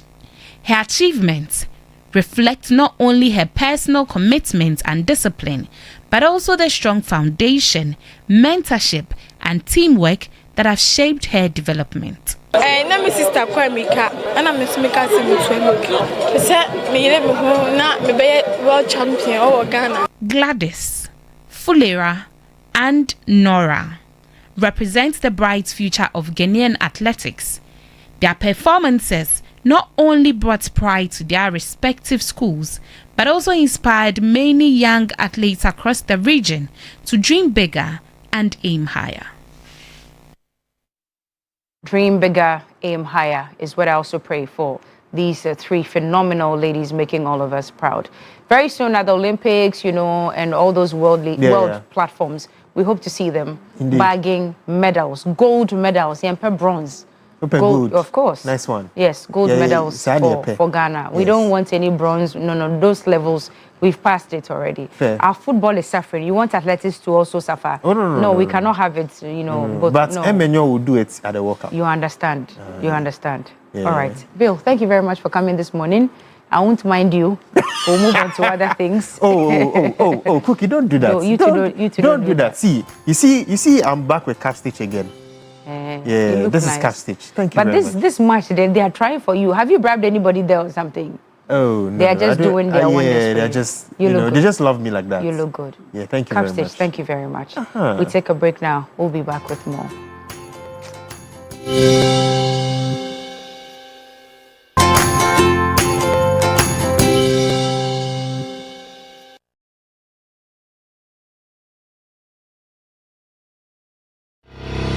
The Ghana Exim Bank is 10 years old. Hooray!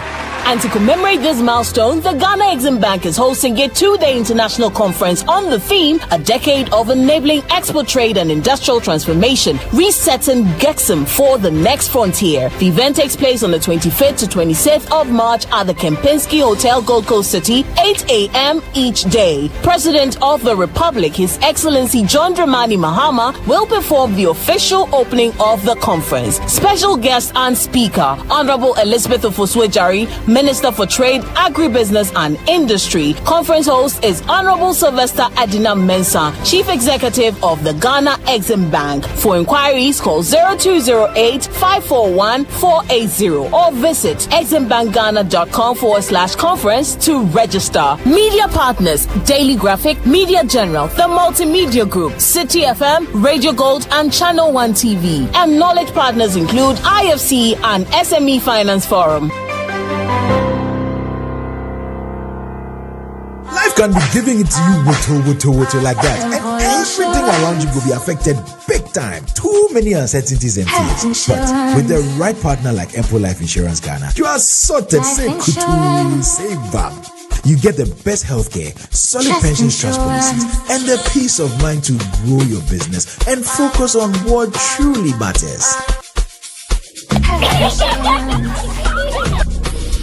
Empo Insurance, empowering people. Master, I have told you to use Kojak quality oral care products like the Kojak Charcoal toothpaste for strong teeth. Give me the meat. Sis, that guy. Ajay, my teeth. Sis, haven't you heard of Kojak P&F toothpaste and their mouthwash? Right after here, get one for yourself. It helps fight sensitive teeth just like you're experiencing. Hey, sis. Yes, do not joke with your teeth, cause it may worry you in the future. We are here to introduce you to our quality Kojak oral care products, such as Kojak Charcoal toothpaste that makes your teeth whiter and stronger. Kojak regular fluoride toothpaste makes your teeth stronger, fights against toothaches, and lathers well, leaving your mouth with an improved fresh taste and breath. If you have a sensitive teeth, when you take in something cold or hot, yours is to go for Kojak P&F together with the mouthwash. Go for Kojak oral care products because Kojak dear, quality keke. For retail, visit the Ranko Pharmacy, a Kojak Pharmacy branch at American House, East Legon, near the UBA Bank. Also available in all leading pharmacies, over-the-counter stores, provision shops, and supermarkets. This advert is FDA approved. Watching DSTV means getting the TV you love, but staying connected means getting something extra. Stunning. Extra matches, extra dramas, the best local and the world's biggest. Extra laughter, music, movies, and extra vim. I love it.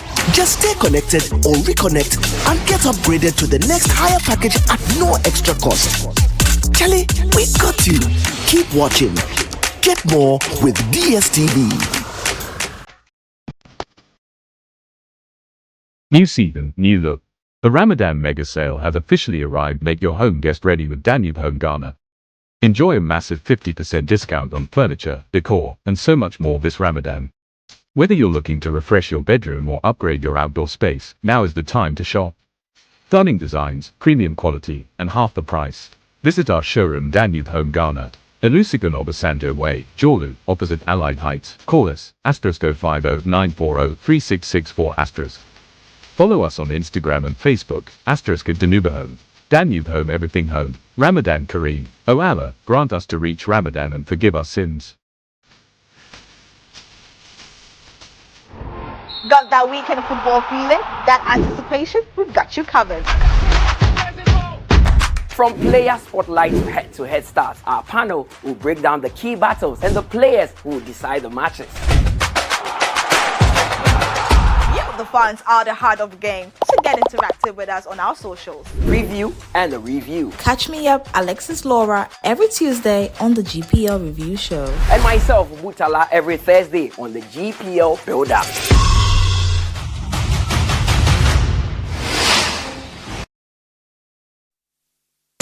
It's time to explore Ghana again. From 19th to 22nd March, join the Ghana Month Expedition. 3 regions, 4 days. Eastern, Ashanti, Central. We kick it off in Eastern region. Chocolate experiences, fresh farm fruits, Safari Valley lunch with zebras and exotic animals, Bonsu Eco Park for canopy walks and ziplining, and then party at the Rock City Hotel. Ashanti takes over. Bonre Kente Museum, Kumasi Museum, Komfonochi Source Site, Lake Bosomtree for hiking adventures and sleepover at Rage Condos. Central brings the history. Asing Manso, Cape Coast Castle, plus lunch by the coast. Then a Crown Resort vacation, quad biking, horse riding, water adventures. All this for 6,500 Ghana Cedi single, 5,500 Ghana Cedi shared rooms, and 10,500 Ghana Cedis couple. You're interested, right? Call now 0531 100927 or 0247 120 633. Ghana Month Expedition, 19th to 22nd March. Don't just watch Ghana, experience it. Sponsored by Nero Prime Water. If you're looking to listen to thought-provoking conversations, to avoid any further brouhaha, all this English to just say, I will do nothing. I will ghost him. So like what you see, like I'm suddenly not feeling too well. Answers to life's big questions. Has someone asked you to do gapuha before? I don't drink. You go to church and pray for miracles. But that's somebody's money. The owner is going to come. For a show filled with excitement, laughter, and unforgettable moments. Me, I live life full of drama to the left, to the right. If you see me, look this side, to games that keep you laughing. What in the name of Peppa Pig is going on here? Just as tonight is the place to be, where the fun never stops. Just as Tonight now shows on Saturdays at 8 p.m. on TV3. Talk, because I already know everything now. I don't know anything. I don't know anything. I think that it's better that you talk to me, because otherwise I'm going to call the police. Malu, and you know it was Amora. She forced me to switch the results. They grew up together, but the world tore them apart. What did you do to Gianni? Don't go in there. Murderer. God knows that I didn't mean to kill her, but I killed Gianni. I'm gonna kill you. Now fate will bring them back, but not without a fight. Love, betrayal, and a past that won't stay buried. I didn't do anything, man. I didn't do anything. You tried to kill my wife. You're crazy, man. Bento, what are you doing? Stop it. Are you crazy? 3 hearts, 1 destiny. Who will win when love gets tangled? Tangled Hearts shows Monday to Thursday at 8 p.m. on TV3. Brought to you by Deluxy Acrylic Paint. Nero Prime Water. Trust in every drop. It's more than a TV show. It's where life comes alive. A party every weekday at 1 p.m. A masterclass in living your best life. A feast for the senses. A concert right where you are. Up close and personal with your favorite celebrities. Front row fashion, no ticket required. Your crash course in style, skills and self-care. Fitness that feels like fun. 2 hours of the best experiences life has to offer. Delivered to you in the convenience of your home, workplace, school, or hangout. Hosted by the delightful Anita Akufu and the dashing Godwin Number. The afternoon show. Fun, uplifting, unmissable. 1 p.m. Monday to Thursday, only on TV3.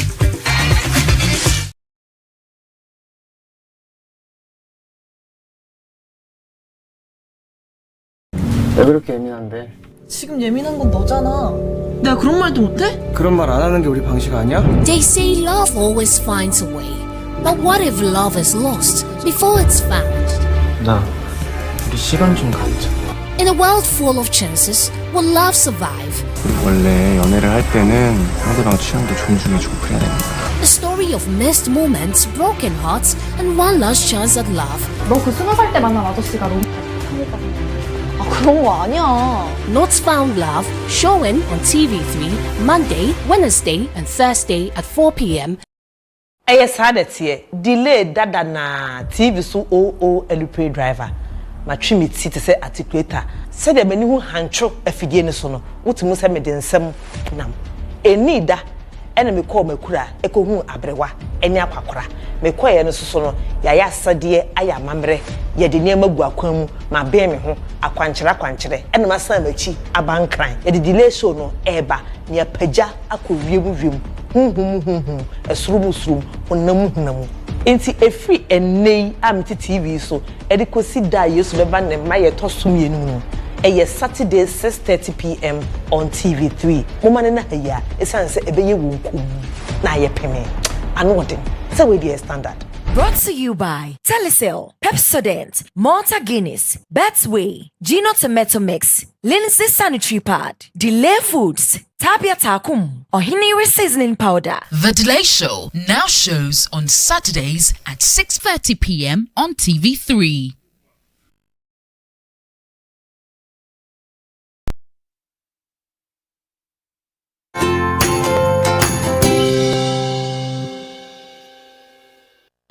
One God, so good. Say love is a choice, but I choose you. Me say me promise to be loyal, because you are royalty to me. It's a choice that I made. This bone never break. My queen, you appeal to me. Be there for me, baby. Don't you heed it from me. Believe me, I'm falling for you. Love you non-stop, baby. Woman, I love you non-stop, non-stop, baby. Me say me love you non-stop, baby. Woman, I love you non-stop, non-stop, baby. Me say me love you non-stop.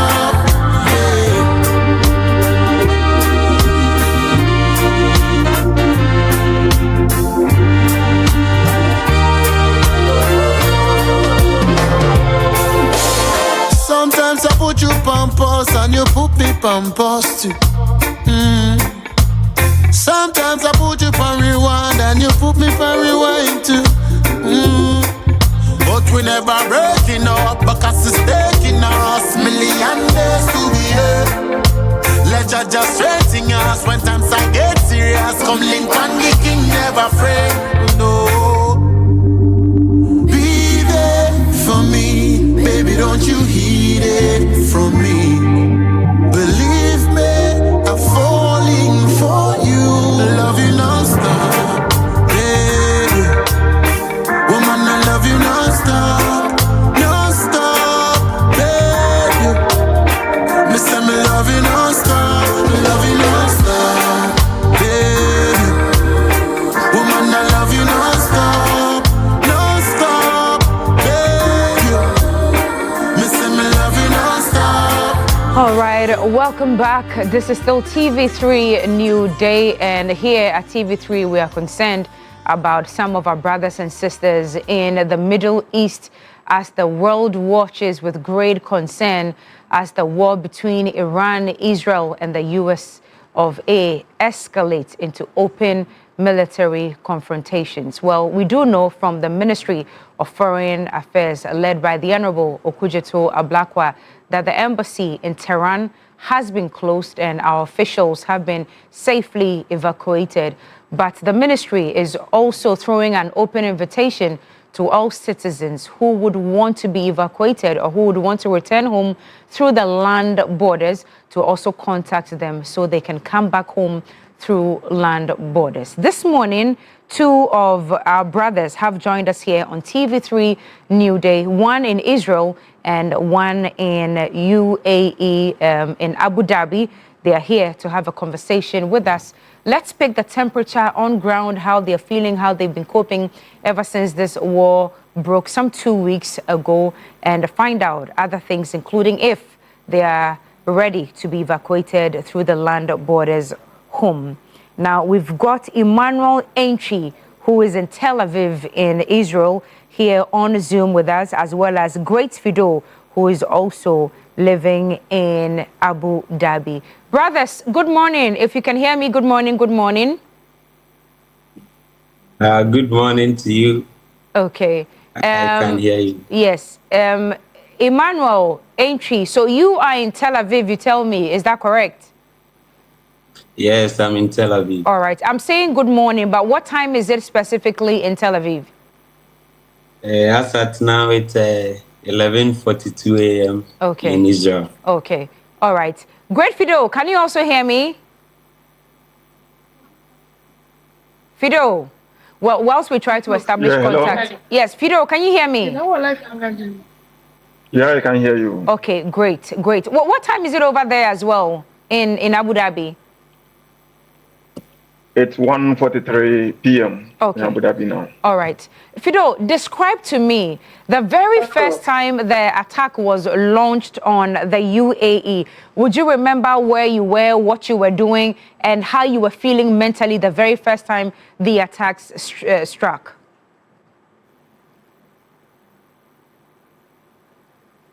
Hello, Fido, can you hear me? I think we're struggling a little bit with Fido's connection. So let me throw the same question to you. Emmanuel, you can hear me, right? Yes, I can hear you. And you heard the question? Yes, I heard it. Okay, so the very first retaliatory attack on Israel, do you remember where you were and what happened? Were you even sure what was going on at the time?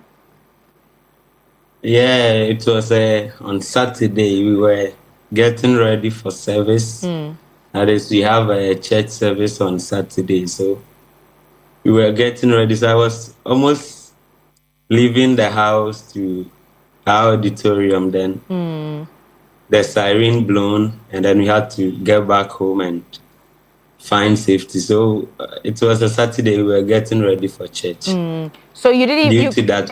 So you couldn't even go to church at all? Hello? No, we couldn't go to church. We couldn't go to church. We came back home and then... We're struggling a little bit with the connection to both Great Fido and to Emmanuel. I am not sure if it's because... let me check with Fido. Fido, are you back? Okay, we're struggling with Fido. Let me move back to Emmanuel. Emmanuel, are you still on here with us? Okay, it looks like we're having a bit of a challenge getting in touch with our two brothers who are in Israel and in Abu Dhabi this morning. We're just trying to have a conversation with them to find out how they are doing so far, where they were when the initial attacks happened, what is going on now at the moment. We do know that as at last night, the US of A's President Donald Trump actually issued a statement saying that the war is complete. That was the statement that came from the U.S. Secretariat yesterday. Emmanuel. Yes, I can hear you. Okay, great. Emmanuel, let me just go straight to my other questions so that we do not lose you again. Currently, where you are this morning, how do you feel? And open invitations have been thrown for you to be evacuated, if you so wish, by the land borders to come back home. So answer the questions for me, how you're feeling and if you are willing to come back home through the land borders. Hey, I'm fine. I'm feeling great. Okay. This morning I went to work. My work is close to my house, so okay. I went to work, and then the siren blown again. We had to go and hide in the bomb shelters. So wow. Generally we are safe. We are following the safety measures, so we are safe here. Okay, so educate us. What triggers the sirens? When there's a missile attack, is that when the sirens get triggered, or when they sense that maybe, possibly, it cannot be intercepted? Explain to us what's happening. Okay, so they have software applications of which almost everybody have it on their phones. Okay. And then they have the sirens, which is all over the country. Okay. So before the sirens are blown, the software applications on our phone will notify us that you should get ready. Maybe there may be an attack or a missile thrown. Okay. So that application will notify you some minutes before even the siren is blown. Okay. So if the siren is not blown, it means that that attack did not happen. Okay. But if the sirens are blown, it means that there was an attack. So they notify you before any attack on the country. And you do say that this morning, the siren was blown again this morning. Is that correct? Yes, this morning around 10:30 a.m. in Israel, it was blown. Confirming that there has been another attack on Israel. Yes. Okay.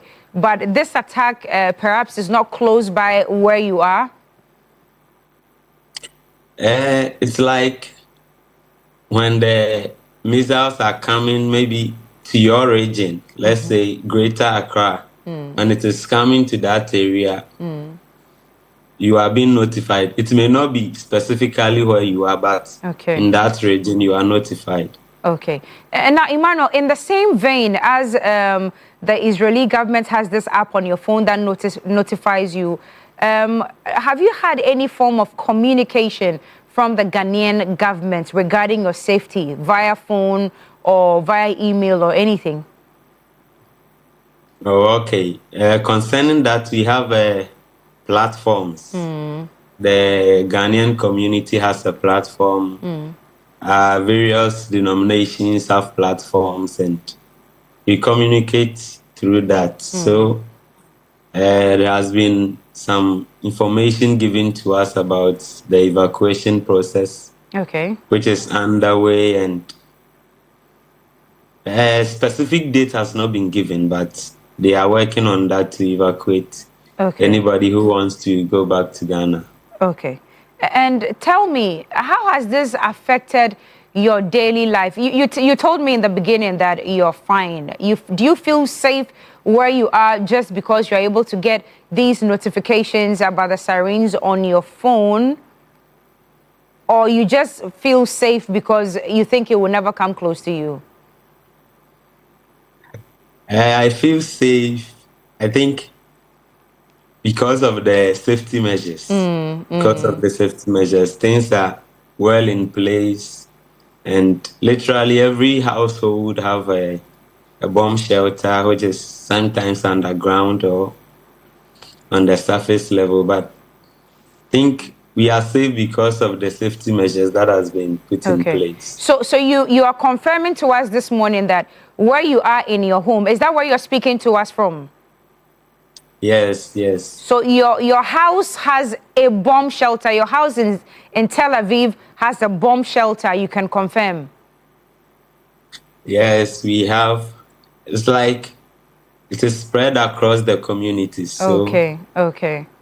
We have the ones in the house and then those in the open space. In case you are not home and you want to find shelter, you can run to those places. Emmanuel, tell me, how safe are these bomb shelters? Let's say there's a missile or a drone attack exactly where the bomb shelter is. Would you still be alive? Yes, from the information we've been given, they are very safe. Some are beneath the ground, like -2, -3. So it's quite safe. Although I haven't had such experience, but I think it is safe. Emmanuel, how long have you been in Tel Aviv? 3 years. Okay. And I'll be 4 years in October. Okay. And I take it that you work in Tel Aviv. That's why you're there, correct? Yes, I'm in Tel Aviv. Okay. Minus the notifications you get on your phone every now and then that disrupts your daily activities. What other difficulties are you encountering because of these military attacks? I think our movement. Because sometimes maybe you want to rush to some places and you need the public transit, but because of the war. Movements are very slow. Sometimes you have to wait for some minutes before you get those vehicles. But generally, we are managing. Okay. Emmanuel, do you use your own personal transport to work, or you use public transport? I'm close to my work, so I don't use transport. Okay. I just like 2 minutes walk. Okay. I get to my workplace. All right. That's a blessing for you, and we thank God for that. But tell me, how about food, water, and other essentials that you have? Has the government told you to stock up on it, or you're okay without it because there's probably a store close by that you can always dash to and fro to get your daily essentials? We have different shops. Still, the shops are opened. Okay. We have some that operate 24 hours. No matter what, you get there and it is open. So okay. We are safe. There has been no message for us to stock food or something. Okay. Let me check with Fido, who's in Abu Dhabi. Fido, are you back on Zoom with us? Are you back online? Can you hear us? Okay, we are still struggling with Fido. Fido, are you here? If you're here and you can hear me, please unmute so we can have a few minutes conversation with you before we wrap up. Fido, if you can unmute, I know you're driving. You mentioned that you were going to work, but if you can hear us, please unmute for us so we have this conversation. Fido, can you hear me? Well, whilst we are still trying to establish contact with Fido, Emmanuel, how about your other friends? Do you have family and friends who live in Tel Aviv with you? Yeah, I have friends. Yeah. Okay. Of which we all came from Ghana through our educational program. So I have classmates and some friends I made here. Okay. I check on them regularly. They are safe. Okay. And let's get now to the conversation of coming back home. Have you by any chance for a second thought of just leaving everything to come back home for your safety?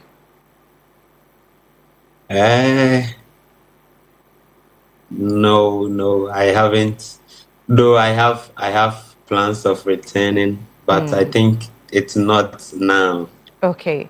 What's attributing to you not feeling like coming home? Is it because 100% you feel you're safe over there?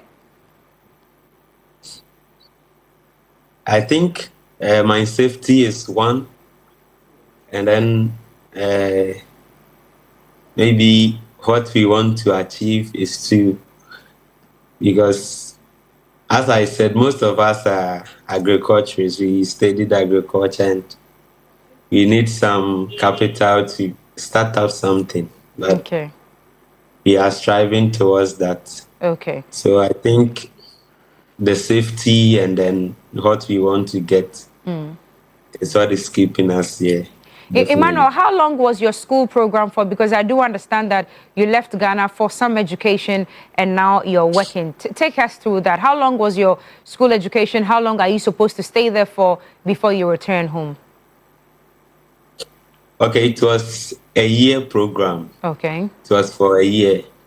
So after everything, we decided to stay back for a while and then find some money to start up something back home. Okay.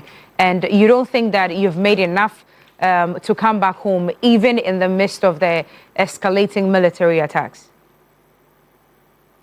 We've made something. We've saved something. Okay. But not enough for you. Not enough. Agriculture is quite cost intensive. So we are working towards getting there and then returning home. Okay. All right. Let me try again to re-establish contact with Fido. Fido, can you hear me? Yeah. Hello. Yes, Fido, can you hear me now?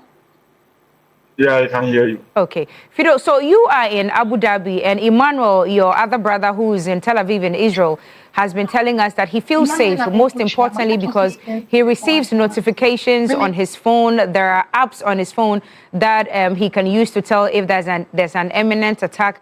Sirens go off at every point in time to tell them when there is danger. Is that the same situation in Abu Dhabi? Yeah, it's the same situation, you know. I think in Abu Dhabi, or let me say in UAE per se, everybody gets alert when the missiles are about to come. You get my point? Yeah. So we are 100% safe. And, you know, UAE is one of the safest countries. When you check online, you see it's one of the best countries whereby the safety, it's good. You get my point? Okay. Yeah, so we are 100% safe. Okay. Emmanuel tells us that bomb shelters are in every single home, and even outside in the communities, bomb shelters outside have been provided. What's the situation like in the UAE?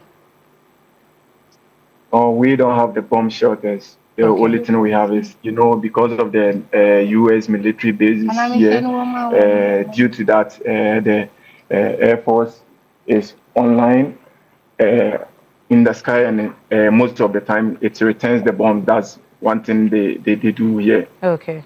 So their intelligence is able to intercept the missiles?